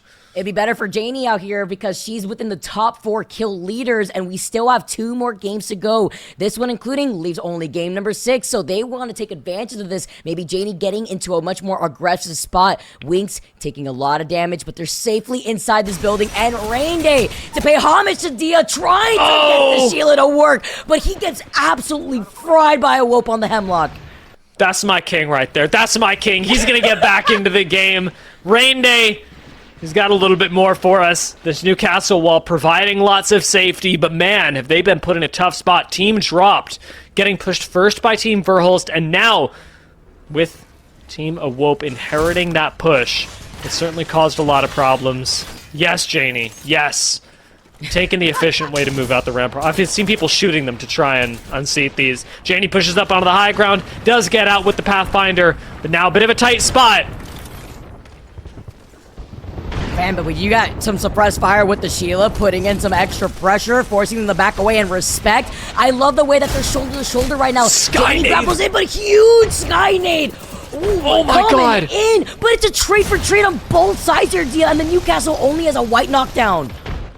Trying to chew through this shield with the rampart does not quite work. Team Dropped, however, do go down to a combination of squads as it's Team Verhulst that came back in to serve up the third party. Resets happened on the other side, however. We saw that Newcastle, and now it's Dax that tries to control the high ground. Clara backing them up. Team Verhulst can take control of this engagement, but have they waited too long? The resets, having already gone down, look like it's too far. They hear it happening. They hear them getting set up with the rampart walls here as they both drop down. Havoc's in hand. No turbo necessary. Looking at the Sheila, though, they were already broken. Raw Swagger gets taken down immediately, though. 12 squads left, and Verhulst is clearing up this building. Just Verhulst doing Verhulst things. That amount of damage, inhuman. Dax sends it forward, does not hit with the PK, though. Clara's got to back him up, and she goes down. This is bad. Verhulst down to just he and Samurai Sky, who's also, by the way, in the running for one of our kill leaders, but up against Janie, who's going to come out. The bread on the other side of the sandwich. Trevstack's team gets eliminated in your feeds, and Samurai Sky is so low, looking to get the shield top potential here on the death box, but closing in the distance. Awope does not let Team Verhulst get away. Janie with another kill to add to the stake. Nice tally on the board, moving her further up the standings. Janie was sitting at 12 kills, now gets ever closer to the record that Naughty currently holds at 17 over the course of the day. Reps definitely in that running as well. Has already picked up 3 kills and isn't even the kill leader. What is happening in this lobby? I love the changes of Broken Moon. It's been fantastic, and working hand in hand with quads too. Look at this, 9 squads left, and we talked about Dry Gold from the very beginning. House team holding down one building from the very beginning. Zach Mazur's squad on the other. They were looking at each other in a standoff, and look at the teams on the outskirts here. And with the lifeline, these care packages giving them even more cover to work with as they inch closer. Double amped cover, providing a bit of safety, but it doesn't last. Especially when you're not firing back. It's difficult to hold on to a spot like this. Hal. I don't even know what that was. Immediate shot. And it's Janie that goes down? Team Awope falling right there? Somehow having made their way into Dry Gulch. Unfortunately, does not go well for them, so she will just pick up that singular kill this game. A bit rough to see them fall like that. I mean, it was just a really, really rough rotate. With how long that fight went, when there was 3 different teams to deal with, unfortunately, they fell in the middle of their rotate.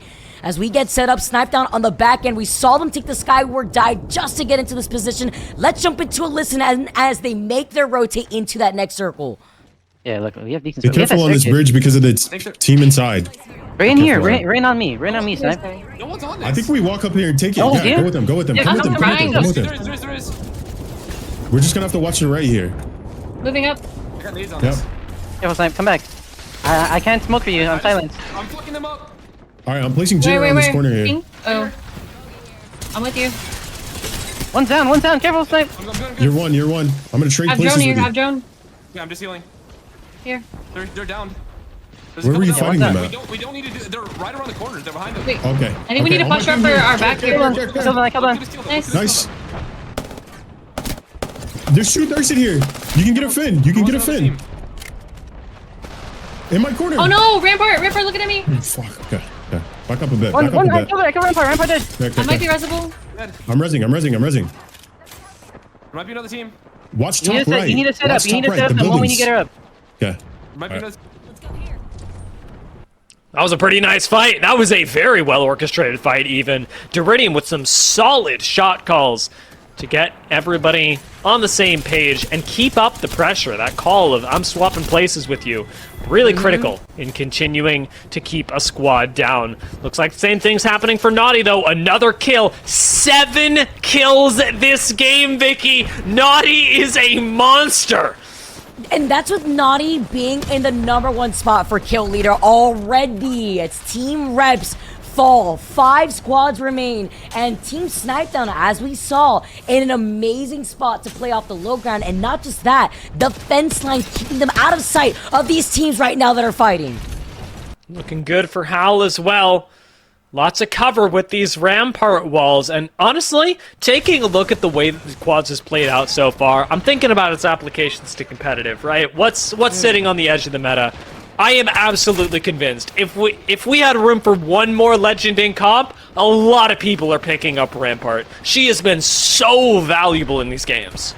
Rampart, the lifelines here too, the two more consistent variables that we've seen in all of these different squads. Snapdown being the only one, by the way, in with the Valkyrie here, and playing off the other side of the slip with the Rampart and these different walls. You can see on the other side, Girl doing the exact same thing.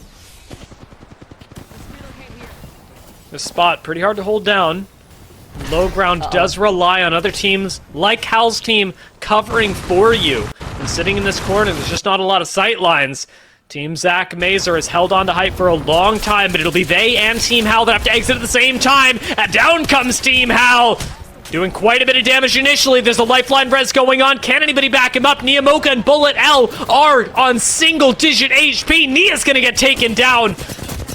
We do have Grandma Forfeit hitting the reset. This might be enough to save them. She's eaten up the heals from Doc. Niamoka and Bullet L are back into the game, but still so far from being able to clutch this up.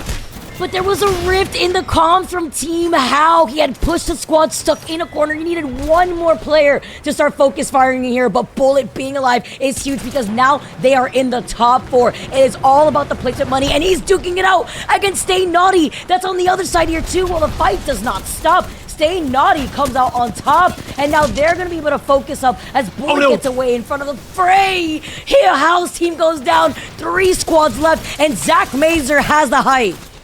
He wants to work that Mazer magic, does a lot of damage initially, but everything off the L-Star does not connect. Just a few seconds on this zone, but somehow Team Zach Mazer has held on to an unchallenged high ground. Confusing Cutie's been thrown out nade after nade, but now has no ordinances left. It's all about keeping these last 2 squads together. Sky needs connect! But off the res out of Confusing Cutie, Giggle is back into the game. So is Miss Lauren. Just waiting out the rest of the lobby. They've got this. Surely they got this, Vicky. Oh, free pickings here for Giggle. She sees it all into the open arms of Zach Mazer's squad. They are looking for the dub. Last player left, and it's just a matter of time for them to take the dub, winning game number 5. Patient play coming in from Zach Mazer's team as they were the other team across the lot of Dry Gold, looking at Team How before they push into that final circle, Dia.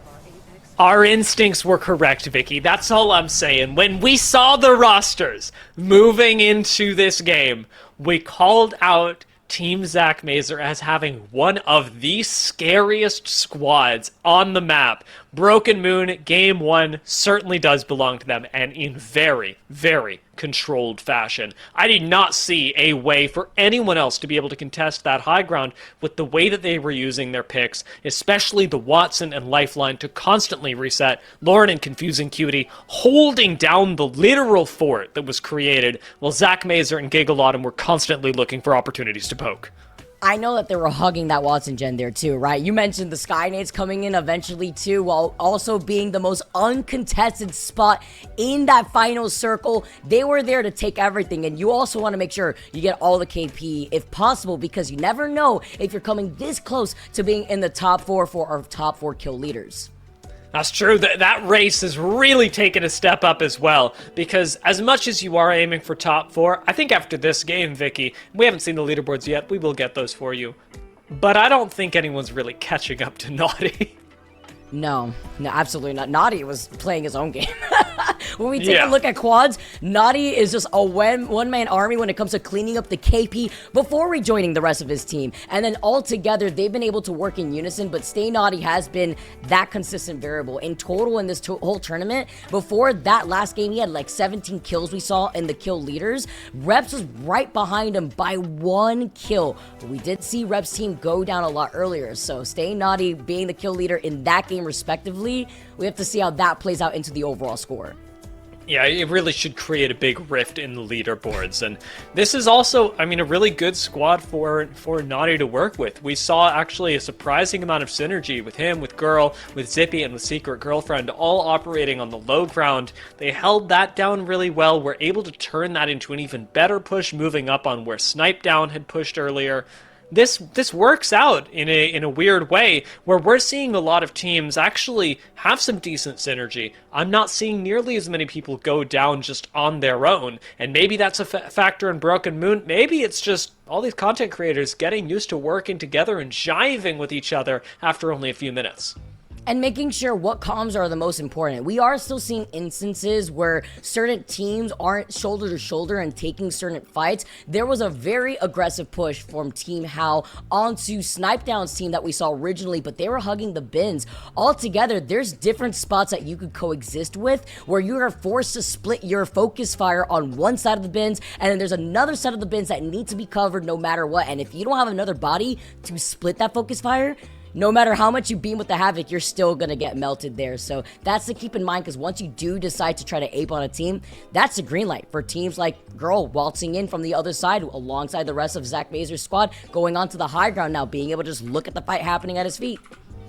One of the funny things that I'm gonna remember for a while here is the way that Rampart introduces a little mini horror game into pushes like that as well. I remember when Team Snipe Down was making their initial push to take control of low ground, it was Aura that had the unfortunate reality of swinging and realizing, oh, the last person left is a Rampart with a Sheila. I am immediately dead. And that has been the reality for a lot of squads, not respecting the fact that Sheila is literally better than any other gun, has a faster time to kill than any other gun in the entire game. I am so scared when I see that laser sight of a Sheila coming in, ramping up. That's no longer my space. That is all the Rampart space. You can have all of it. It is all okay. But in a final circle like that, you can't afford to give up space. As we take a look at the overall leaderboards after game number 5, Broken Moon provided a lot of different comps that we were exposed to, but also different teammates to play with. Zach Mazur's team take first place, Stay Naughty. Dia, we were talking about how crazy he's been going just overall in terms of kills throughout the course of the tournament, getting second place with Saucer right behind him. Looking pretty good, and rounding out the, of course, top 4 squads that end up picking up the accolades. It is Hal, and then Snipe Down and Reps as the cutoff for prizing in this particular round. So Team Hambino just barely missing out on the money, but we've been focusing on this for a while, Vicky. Let's talk about the kill leaderboards and how they're looking, because this is the one thing that stacks up overall, and it is the thing that Naughty is dominating in 6 kills ahead of Reps. But you have a tied 3-way tie between Janie, Saucer, and Awope with 13 kills. And Hal is right behind all of them with 12 kills too.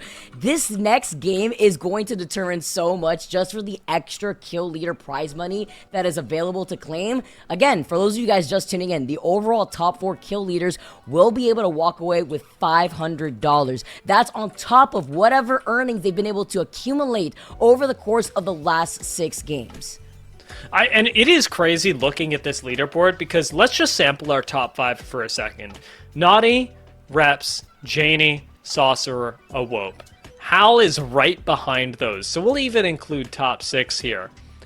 I want to give huge shout-outs to Janie and Awope. Awope has technically played Pro League before, I won't lie to you guys. Did play on 9 Lives, but did not end up returning for a little while.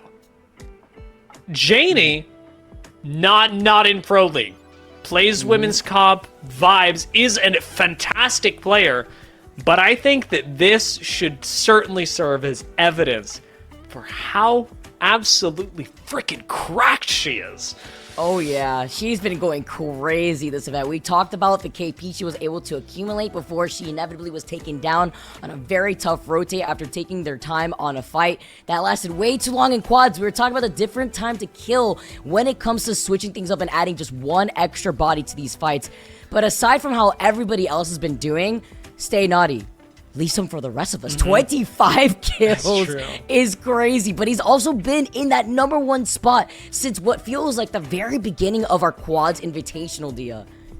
He's just constantly, like, kept up the damage, kept up the pace. Sorcerer as well has really been doing a lot of damage, and there is a sharp drop-off for a second here, where when we're looking at top 3 in terms of damage, it's Naughty, Reps, and then Sorcerer right behind. He's not collecting nearly as many kills, but he really is managing to support the rest of the team by giving them openings to collect, and this is something really valuable that I want to highlight. Also, I think I found a way to make my point more concise earlier, Vicky. Let's take a look at the top 10. Our top 10 kill leaders over the course of 5 games. We're going to be over the course of 6. Every player on this list has attended an international ALGS competition except Awope and Janie. That's crazy.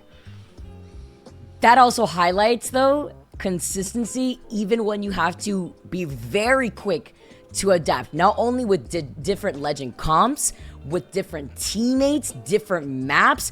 First time we get to even see Broken Moon and Olympus, Kings Canyon. I mean, it's been 5,000 years, but we see Kings Canyon.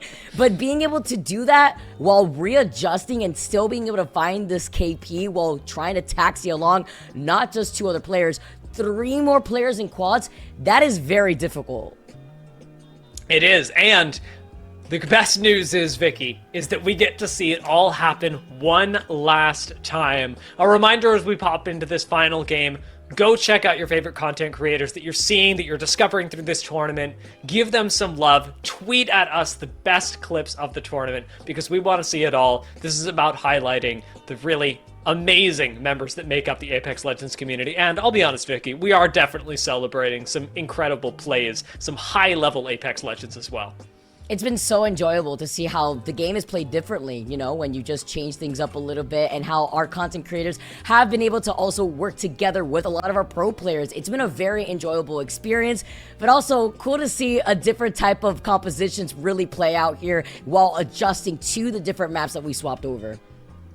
Yeah, I mean, even on Broken Moon, we did see a little bit of the Pathfinder, but we saw a lot of people pairing together things like Watson and Fuse at the same time, maybe not needing as much mobility now that the ziplines are here. It's cool to see the map affecting what legends are picked in so much more of a tangible way than we'll typically see. You know, talking about the different legend comps and what we've seen play out depending on the different maps, I do want to highlight that the biggest pick rate we've seen, at least the most legend team comps that we've seen, has been the Bangalore, Lifeline, Newcastle, and the Rampart. So relying on those bang smokes for the rotate and Newcastle coming in to help bunker down alongside Rampart. Imagine a world where your amp barriers won't get broken, other than obviously the glass there that provides the extra damage. But imagine how much more damage you have to do when that's behind a Newcastle wall and you're bunkered together with a Lifeline that could get a free res behind both barriers. You're sitting pretty there.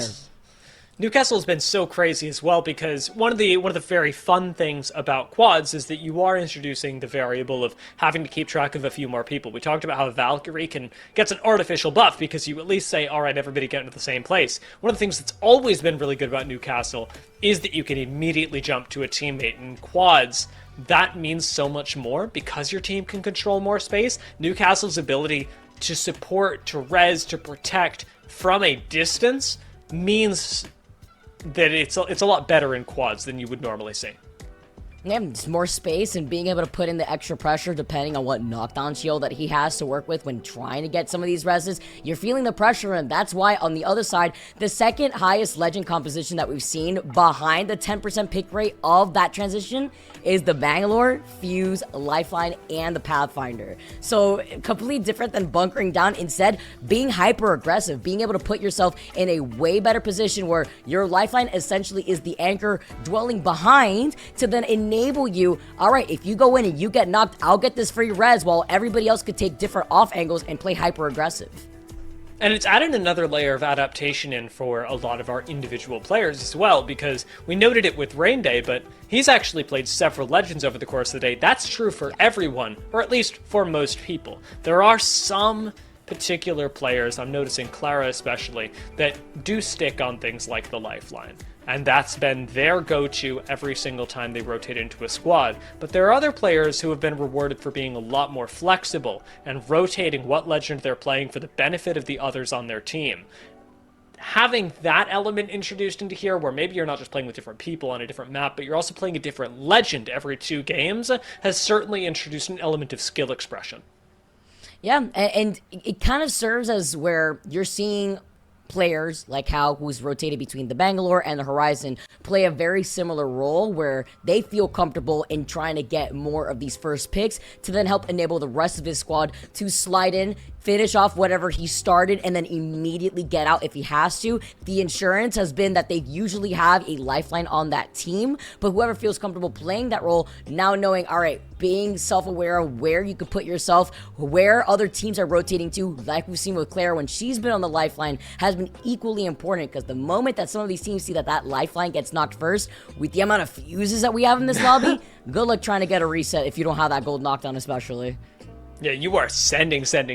I wish we had a little bit more Mad Maggie. I know that Fuse is cool. That Fuse is cool. But think about it into things like Rampart and Newcastle. Mad Maggie feels pretty good, especially with Newcastle being able to negate a lot of grenades and the amount of Watson that we're seeing. Maggie also really good into Watson, so that's all a little bit of a marketing scheme for the future legends that we could see introduced into quads. But this is the first quads tournament to really take place, especially at this level, so I'm alright with giving them a little bit of time to adjust. Not too much, though, because we've got game number 6 just ahead of us. Let's dive into Broken Moon.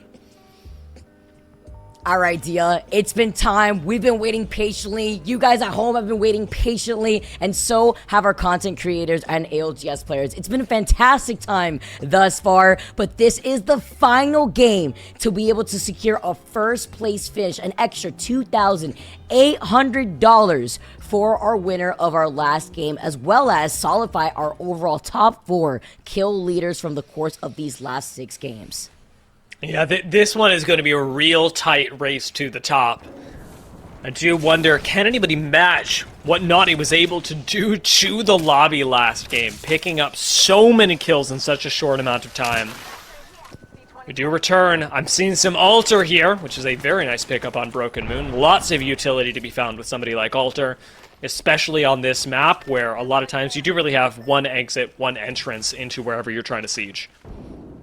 So true, especially when you get to go onto the quick high ground here. I like the different off angle that Casello's holding, trying to line up that charged up Sentinel shot.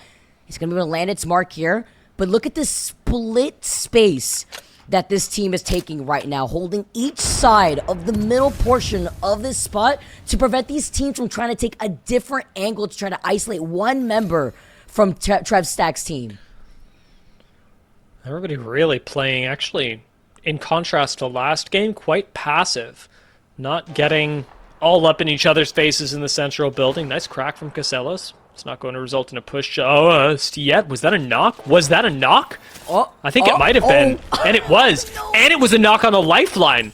Can't believe that happened. Oh my gosh, we're already with the volatile start here. Let's jump into a listening with Timmy as they struggle to see if they can reset. I built a route one.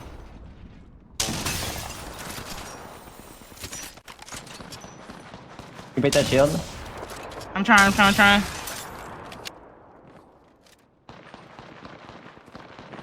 Broke the other one? I'm still slow healing, I'm so sorry. Play someone like close here. Yeah, I'm coming back a little bit. I have your cross. I have your cross. If you guys play left together, play left together. Yep.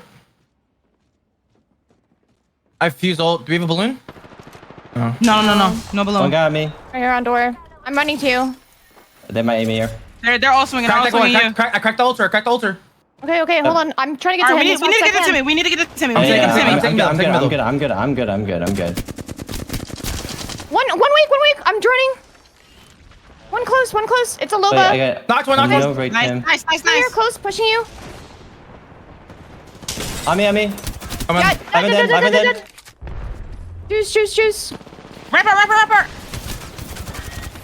I'm grabbing on my swap. On me. One club one. On me. Got Got it. Nice. Nice. Nice. Yeah. The sigh of relief, Dia, coming through from the whole team after they come in clutch with that fight. I was so tense, actually.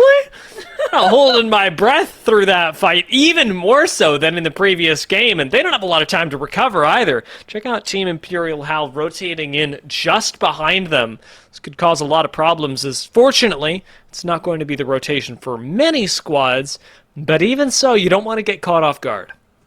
At least there are some beacons here that these teams could take advantage of, but as you say, Dia, more of these squads are already either in that next circle after scanning that ring console, or coming in from Breaker Wharf. You see the team coming in, Saucer squad coming in from Bionomics. Now going to be able to see how they're going to go into that next circle, because there's already a squad holding that choke that leads out of Hazmat Tunnel. Using the zips. A nice feature of Broken Moon, and in this particular case, zips that were intentionally added when we talked to the devs over at Split One Playoffs to facilitate safe rotations, not just aggressive ones, through the middle of quarantine zones, so that people have the option to dip in and out and actually find a way to move, as we're seeing Team Imperial Hal do, without taking a fight. And changing up the different types of chokes that they want to go into that next circle too, right? Because there is Cliffside that we just saw Bullet's team now going through, that south of Stasis array.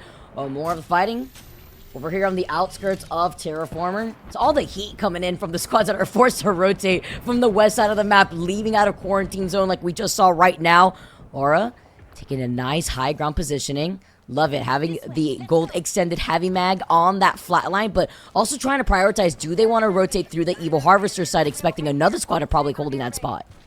I'm just hoping she doesn't get the short end of the stick again, because last time, Aura was the one that was told to swing and ended up doing it into the Rampart, hoping that she gets to catch a break. And fortunately, with a nice spot like this actually could be the game where you do get back to sit back and relax a little bit. There aren't a lot of teams that are going to push onto low ground. It's not a particularly enviable spot, but with things like Rampart, you can actually make this a holdable space that should be in the end game. The fact that there's only 5 squads that are outside of where the circle is pulling is crazy. Everybody is coexisting. All remaining squads are coexisting on that next circle. It is crazy. North side of Hazmat, south of Stasis. It is hot out here. As more of these teams now currently see Erica setting up with the ant barriers, having height, very scary, but also being able to have the information on where that circle is pulling to, holding the edge. Saucerer doing well to hold up on high ground as well, make sure nobody walks up on them.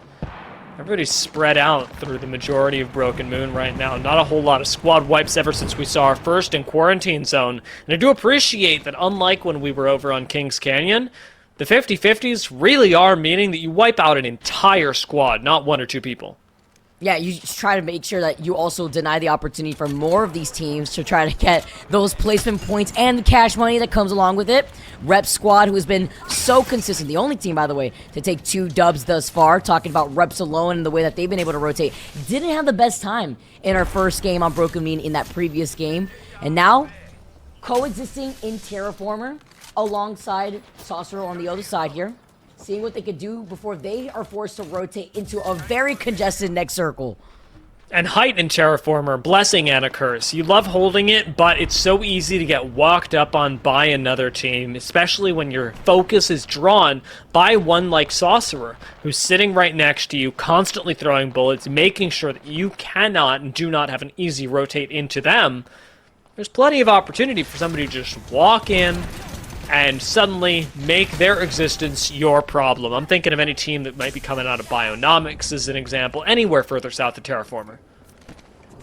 Yeah, teams that have been taking their time to rotate and are still inside circle, though. A team, though, that may have wanted to rotate later. Rain Day, I am so sorry. He got absolutely destroyed. One clipped by Hal on the Havoc. Great start here for this fight. The Smokes, though, trying to isolate them before they can try to go in for a reset on the other side, because there's a lot of different split angles you could hold for a fight like this. Grandma Forfeit getting chunked right now, but it is all about the Rain Day recovery. Can you actually make this work? Push up and grab enough space to get your teammate back into the game. It looks like this is not the only casualty, as Hal was able to clean up Winks earlier. So this small game of tower defense may end up being just that, and not much more that can really be done about it, staving off the inevitable push that it seems like Team Howl's putting on. You have to be careful in an angle like this. There's still 4 other squads coming in from the north side of Cliffside that could make a presence for a potential 4th party, even 5th party.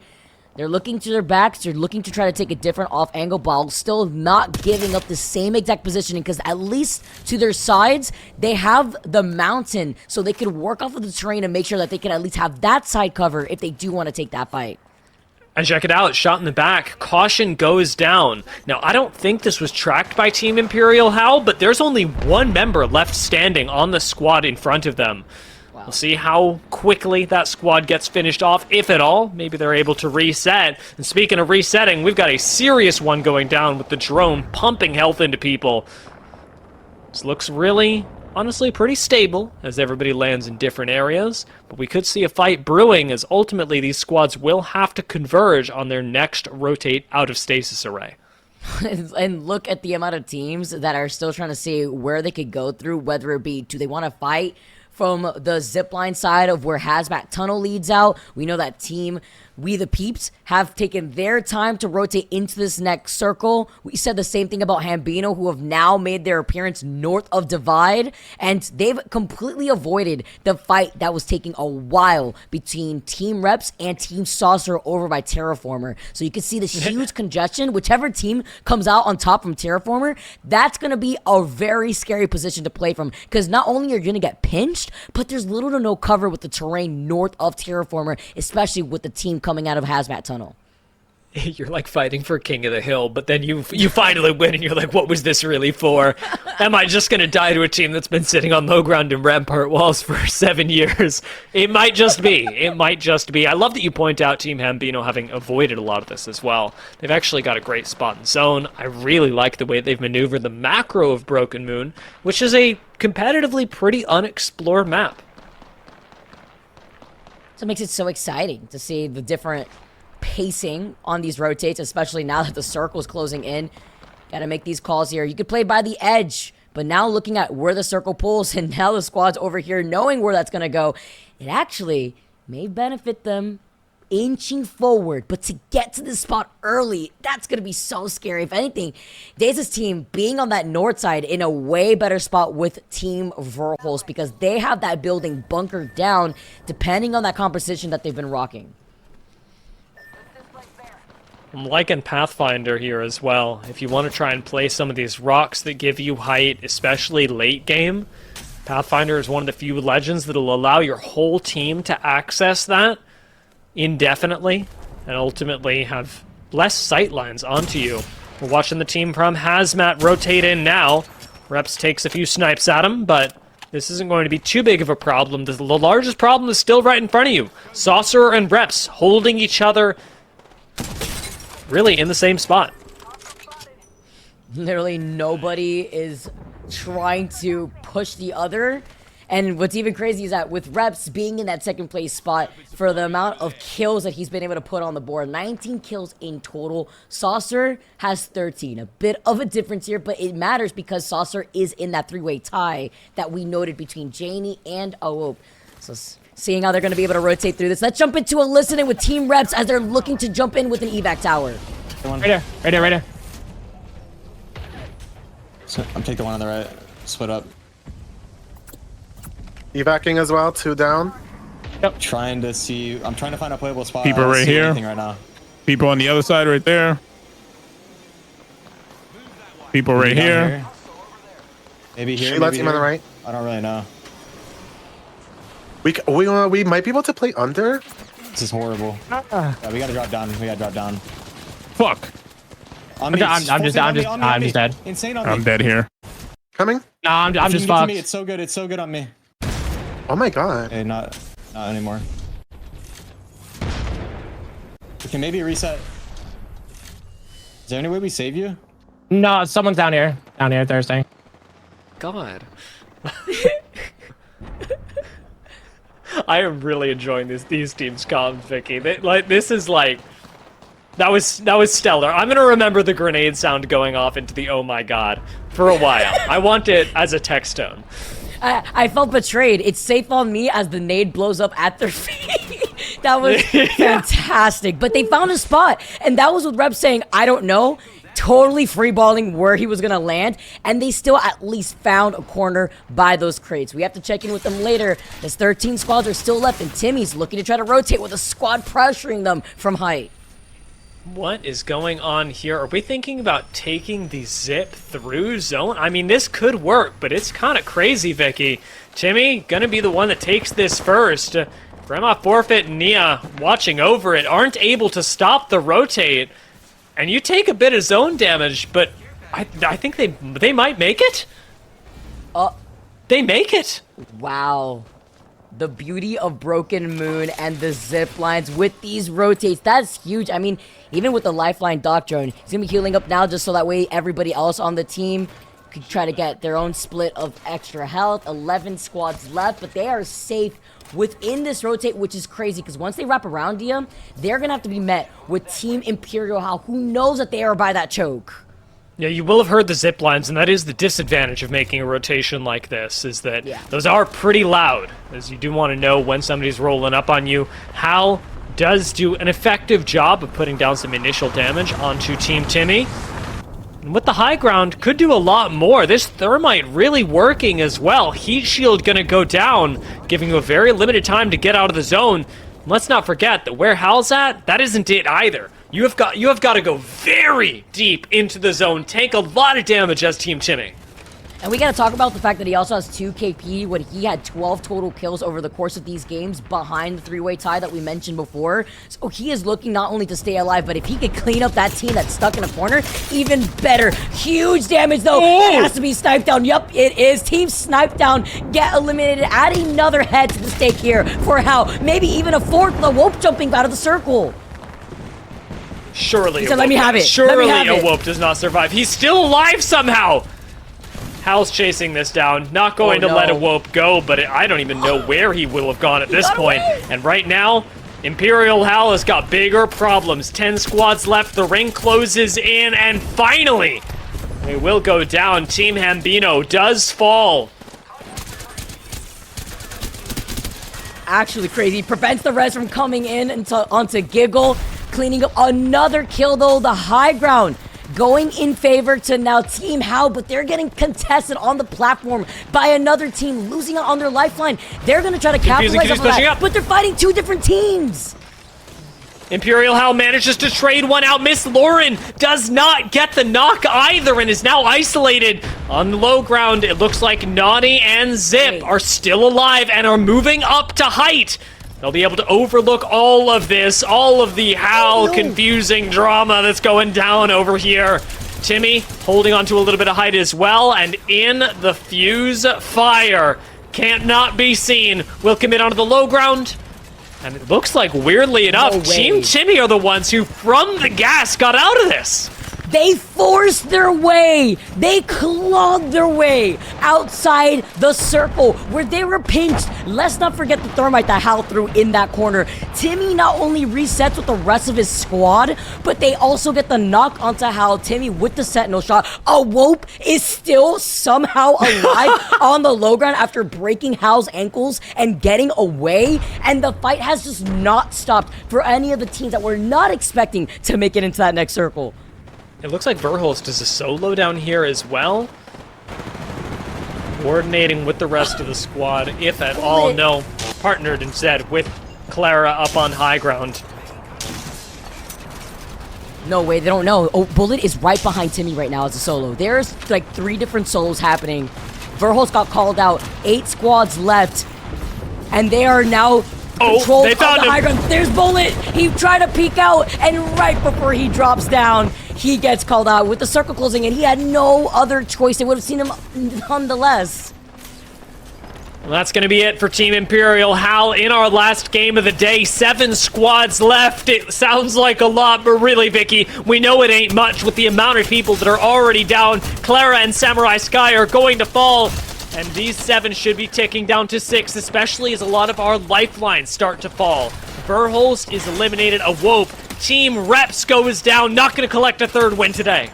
I just can't believe we got to see what Heat Shields could do in a comp situation, yo. We got to see it right here because it is now allowed Team It's Timmy to sit exactly in this spot. But can they hold it down with only the Lifeline care package on both sides to give them the cover that they need?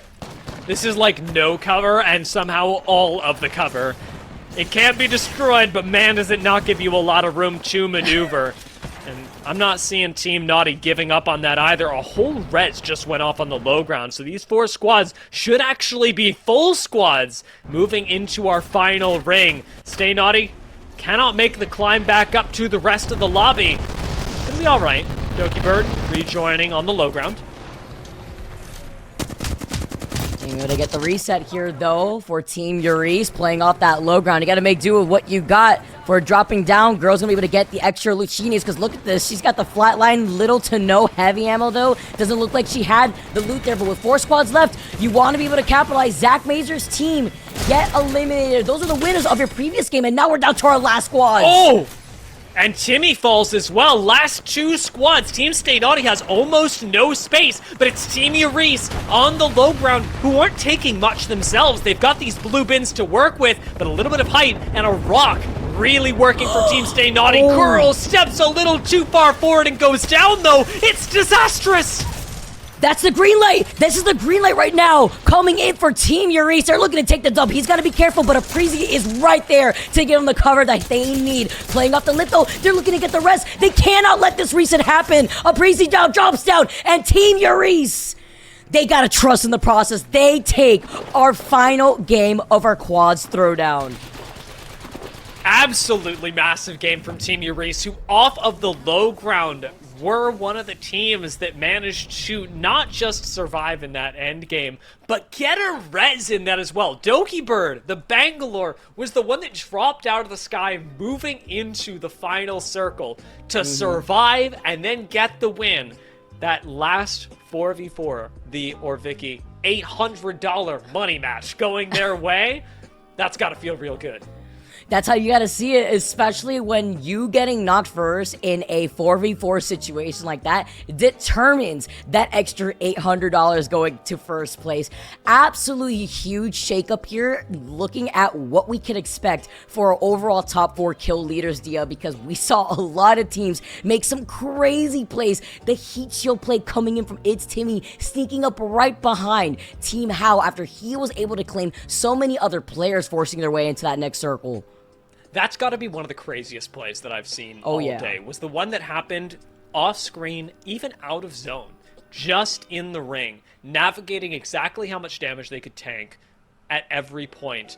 The use of heat shields and lifeline drones really came to fruition in this game, where people were using rampart walls and heat shields and even Pathfinder zips to dip in and out of zone and be able to reset as a quad. Very cool to watch, and of course, congratulations to Team Uri's for winning our last game of the day, even as one of the teams that really didn't have to do that. They actually moved in from a pretty slow side of zone, played through the low ground, and managed to find their own win that way. Really comes in clutch when your comp also allows you to play not only around those bins, but I do want to highlight Uri's was very close within the top 10 top kill leaders that we've witnessed throughout the course of these games. With that final fight, I wonder where that sets up Uri's himself with the amount of kills he was able to get in these last 6 games. It may have been enough to you, but with the dub and then maybe some extra money in his pocket, depending on our kill leaders for the day. That's, you know what? I see it. Naughty, I know, was contesting as well for being on those leaderboards, and, you know, I don't know exactly how many kills he was able to get, but my question is more of how far ahead of the rest of the lobby he was able to put himself, because the last game, while they didn't win it, they did get dang close, and moving all the way to second place, Naughty was no small part of that. Absolutely. I mean, with how tight the 3-way tie was there, the amount of kills that a lot of our legends were able to accumulate, but even bigger, that's why you want to go for the dub in these games, because it's aside from the $500, right? It's the guaranteed $2,800 that you win for first place, split obviously across the 4 players that you guys rejoin on a team. But Dia, we did this between 3 different maps, swapping our squads 3 different times. And it's really cool that we managed to do this while, like you say, changing up so many variables and rewarding every single instance when a team was able to succeed. Because we're talking about the $2,800 for the winner. That's not the winner of the day, that's every single match. And we're prized all the way down to 6th place as well for each match. $50,000 was won today by content creators across the Apex scene. And I think that the way that teams and players are able to coordinate and on different teams manage to find ways to success and get rewarded for that, that is really cool. And it's encouraging exactly the kind of adaptation and team spirit that Apex is really about. And with the money being on the line too, seeing our content creators duke it out with a lot of these pros, we also get to witness what a quads tournament with stakes look like. And it was very enjoyable to see the different legend compositions, but also the way that a lot of players had to make those quick adjustments when they started seeing the upkeep of Rampart coming in, the lifeline, how important having that anchor was for a lot of these games. And it's fascinating as well. I mean, like, Newcastle popping up in here. I expected it to be Newcastle or Rampart. And weirdly, a lot of the time we saw Newcastle and Rampart paired together because, of course, you've got the controller legend, but now you've got a support as well. I think we even saw a Newcastle Rampart lifeline at one point, which, to be honest, I did think was overkill. Ain't nobody wanted to play Crypto. Can you imagine what a Crypto would have done for some of these end circles? We highlighted it in the game, but an EMP would have just destroyed all the hard work a lot of our teams had found themselves when they finally secured their own position in some of these final circles. I will say, in that last game, in that final circle, a lot of space to play in, but a lot of different height changes that have allowed a lot of these teams to see. As we take a look at the leaderboards at the end of that last game, Dia, it was explosive, but from the heat shields to forcing your way into that next circle, Team Uri's off the low ground, off of getting a res, take first place. So crazy that they were able to do that. And again, like you say, that's in the midst of being able to recover in the game. Team Stay Naughty actually worked really well off the high ground, and I gotta give them credit here as well when compared to Team Reps. These two teams were rotating in off of each other, and we wondered, right, you're playing King of the Hill, how much are you able to get moving all the way to second? That is very, very cool. With Timmy bringing up the rear there in third place, that ended up working out very well, and Zach rounding out the top 4. Then it's Reps and Verhulst. Still, lots of PL names, and Uri's, nice to see him among them. Oh, man. Yeah, that's what I was saying. Uri's being up there. I wonder if he got enough kills to also be considered a kill leader. Looking all the way down, Imperial Howl coming through with Bullet, Grand, and Nyamic, as well as Saucer coming in too. Hambino with that rotate we saw in that final game. But Dia, is it enough? Yes, any squad below 5th place do not get in the payout. But at least, was it enough when it comes to the kills? Look at this within our top 5, Dia. Good lord, 30 kills, 9 ahead of Reps. Stay Naughty eviscerates this lobby.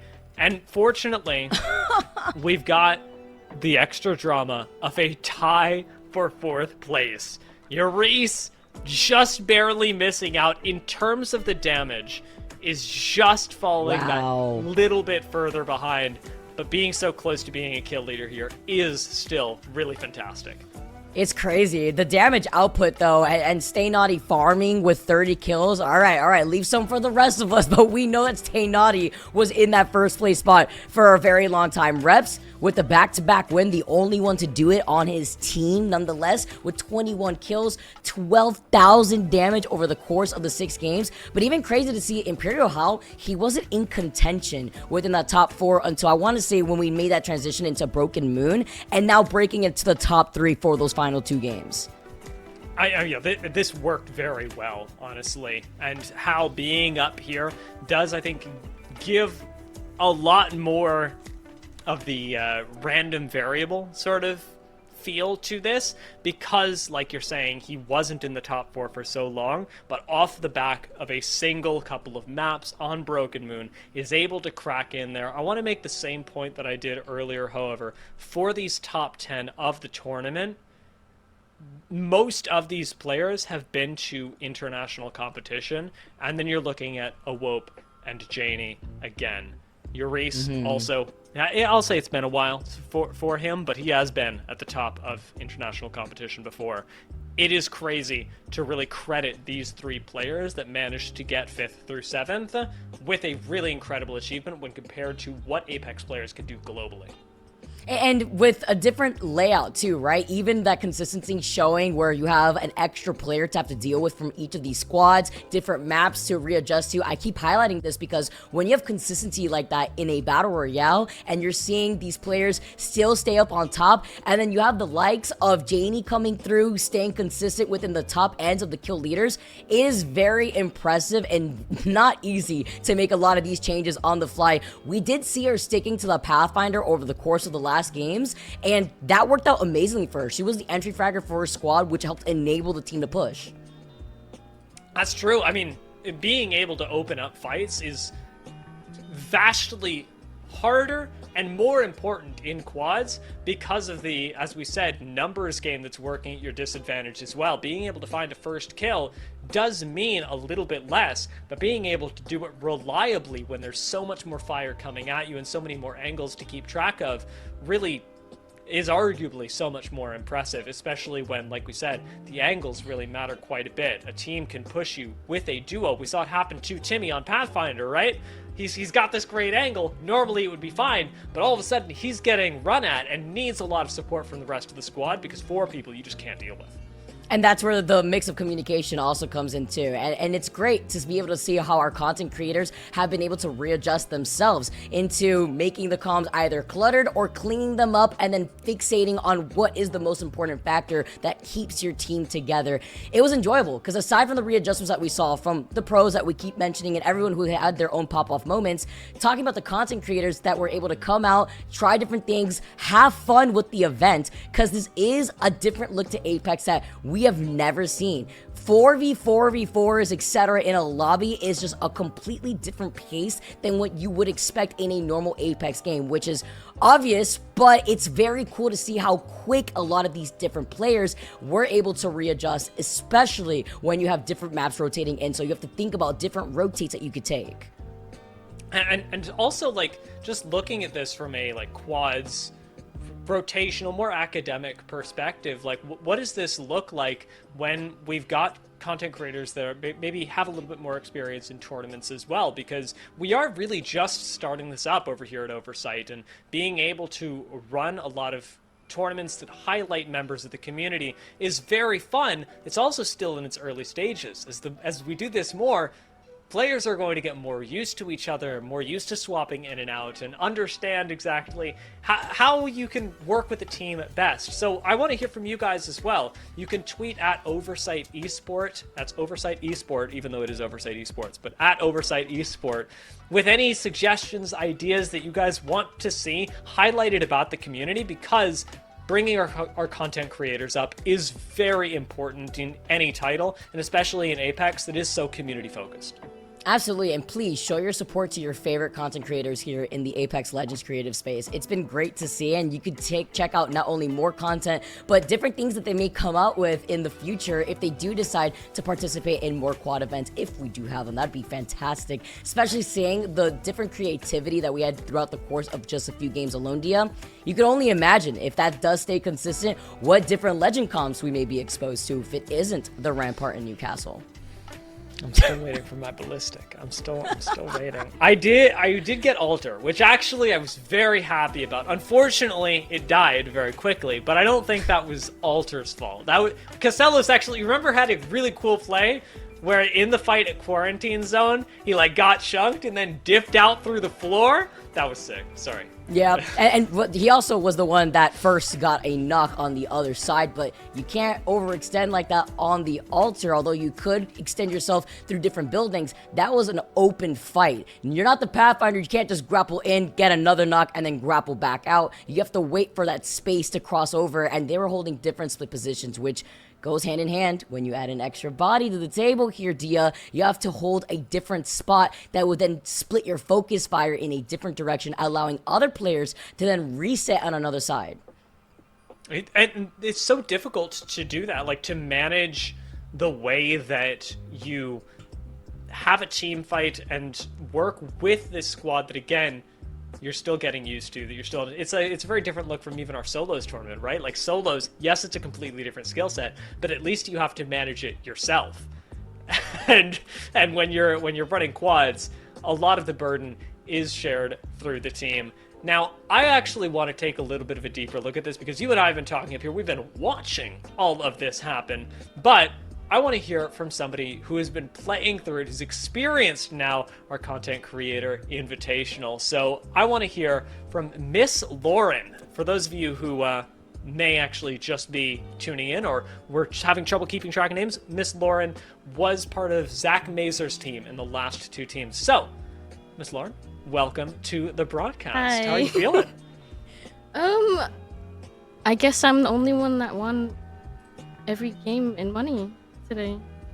I was just told that. That is awesome. What? That is so crazy. That's crazy. How does it feel to just walk away with an extra split of 2,800 every game? Yeah. It's kind of crazy because I just had work today, and then I was like, I gotta go. And it's just like surreal because like I'm playing with a bunch of like amazing players, and like I only really like play pubs. I'm like not that competitive. I just run it down in pubs really. So it's kind of crazy that I can like play against all these players and I can like hold my own. I mean, it looked. Go, please. Oh, thank you so much, Dia. Sorry. I want to call you out in terms of who your favorite player was to play with, because you had Sorcerer, right? I'll put you on the spot real quick. You had Verhos, and then you had Zach Mazur, and you guys came out on top every time. I mean, how was that experience, especially since you're used to playing pubs? I was definitely terrified. I mean, I'm like internally just like, okay, I need to calm down, like don't freak out, because like everyone's pred players and I'm just like, but man, it's a really close second between like Sauce and Zach, because Zach like really helped me in our first game, and then but Sauce, our very first game we won, so like it might go to him. I think it's gonna go to him because that was my first game and we won. And I wasn't expecting to win. You said that you mostly play pubs, but you've been streaming Apex for quite a while, right? Because you started streaming like mid-pandemic? Am I... Yeah. Yeah? I did. I came from console, but like I try to keep it like casual and fun, like nothing too serious. I do rank, but for the most part I try to just play with whoever and anyone, and just to meet, I just want to meet anyone, make more friends. That's what it's about. Have you made a lot of friends through, you know, streaming Apex and content creation? Yeah, there's a lot of people. There's a lot of people. It's a very big community.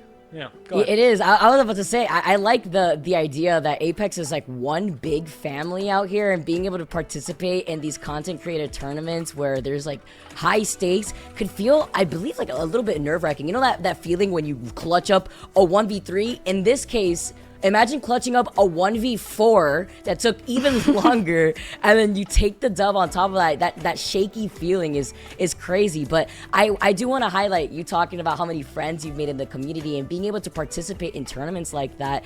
It's very nice to be able to include your own community in things like this. How are your thoughts so far, you know, including your community in your events, in your streams? How has it been being able to stream Apex Legends and make a huge family out of it? It's definitely a very like positive and kind experience. Like, I guess my community, we're all just like, I don't know how to put it, just like making sure we're all okay. I try my best not to rage on this game, so there's never a moment where I'm like really mad unless I'm like hungry. But other than that, I don't know. Most of this community is very nice. That's all I have to say. And that's all I can ask for him. I feel the, like, I try not to rage, but sometimes I'm hungry. Yeah. That speaks But to that's my me soul. in ranked. Yeah. Ranked is where I get angry. I understand. Well, it has been fantastic watching you play through today. I do wonder, you know, we've now done this tournament. You've obviously had a fun day of being able to play with a lot of different people. I asked the audience this earlier, but what kind of tournaments or game modes would you want to see more of, like with content creator tournaments? Yeah. I don't know. I feel like the Nessie Cup in this tournament, like, these are like really solid. I am not sure what else could be brought, but like just all these fun, like randomized tournaments are. I think this is like perfect. I don't see anything wrong with any of this. Maybe if there's a new mode in the future, maybe, but as for now, I think it's fine. It's definitely been enjoyable to watch. Yeah. It's even more enjoyable to play, like, I don't see anything... I don't see anything wrong with that. I cannot agree more. I will say I have good news for you. Nessie Cup and this run by the same people, so it seems like they are batting 1,000. Yeah. We're gonna keep going. We're gonna keep having tournaments like this. They're amazing. Thank you so much, Miss Lauren. Thank you. All right, we're gonna let you go. We're gonna get back to it. The Quad Up Invitational, Vicky, I think we can largely say was a success. Quads were a bit of an experiment, but I really enjoyed watching the way that people adapted. I loved watching quads. From everything I've already said, the timing to things, the different legend comps. Oh, I have to highlight the different legend comps. It's been a fantastic enjoyment, but also to include everybody in the community. It's not just our ALGS players that we get to see duke it out every weekend, no, but to be able to include our content creators as well has just been such an enjoyable experience. Hearing Lauren's perspective on how she's been able to enjoy Apex in her way with her community, it's nice because it's very different than what D and I are used to when we are able to cover a lot of these pro players and different types of mindsets and approaches to those games that are in the typical trio fashion, whereas here we got to shake up a lot with different legend comms and a quads up tournament. And everybody here who participated in the tournament, who's in the Apex Legends community, does have their own take on how they enjoy the game, how they enjoy interacting with their community. So I'm hoping that you guys who managed to tune in, catch some quads, catch something a bit new, also found a content creator that you enjoyed, that you thought was kind of cool, checked them out, and hopefully can find a way to integrate into your own community as well, because that's what we're all doing here, is building each other up, be it at the quad up, be it at the solos, be it with some hide and seek. Vicky, you know we've got a lot to look forward to. I will say a big shout out to everyone who has made this possible, EA, Oversight, and Project Gap, who all came together to put on an event like this. It has been fantastic, and we can look forward to a lot more. Be sure to follow at Play Apex, at, as I said before, Oversight Esport as well for more news and more events like this that bring your favorite content creators to light. Send us your highlights with the hashtag quad, was it Quad Up Invitational? Hashtag Quad Up Invitational. And we'll see you in the next event. Thank you so much and have a great night. Thanks for watching. Subscribe to the channel.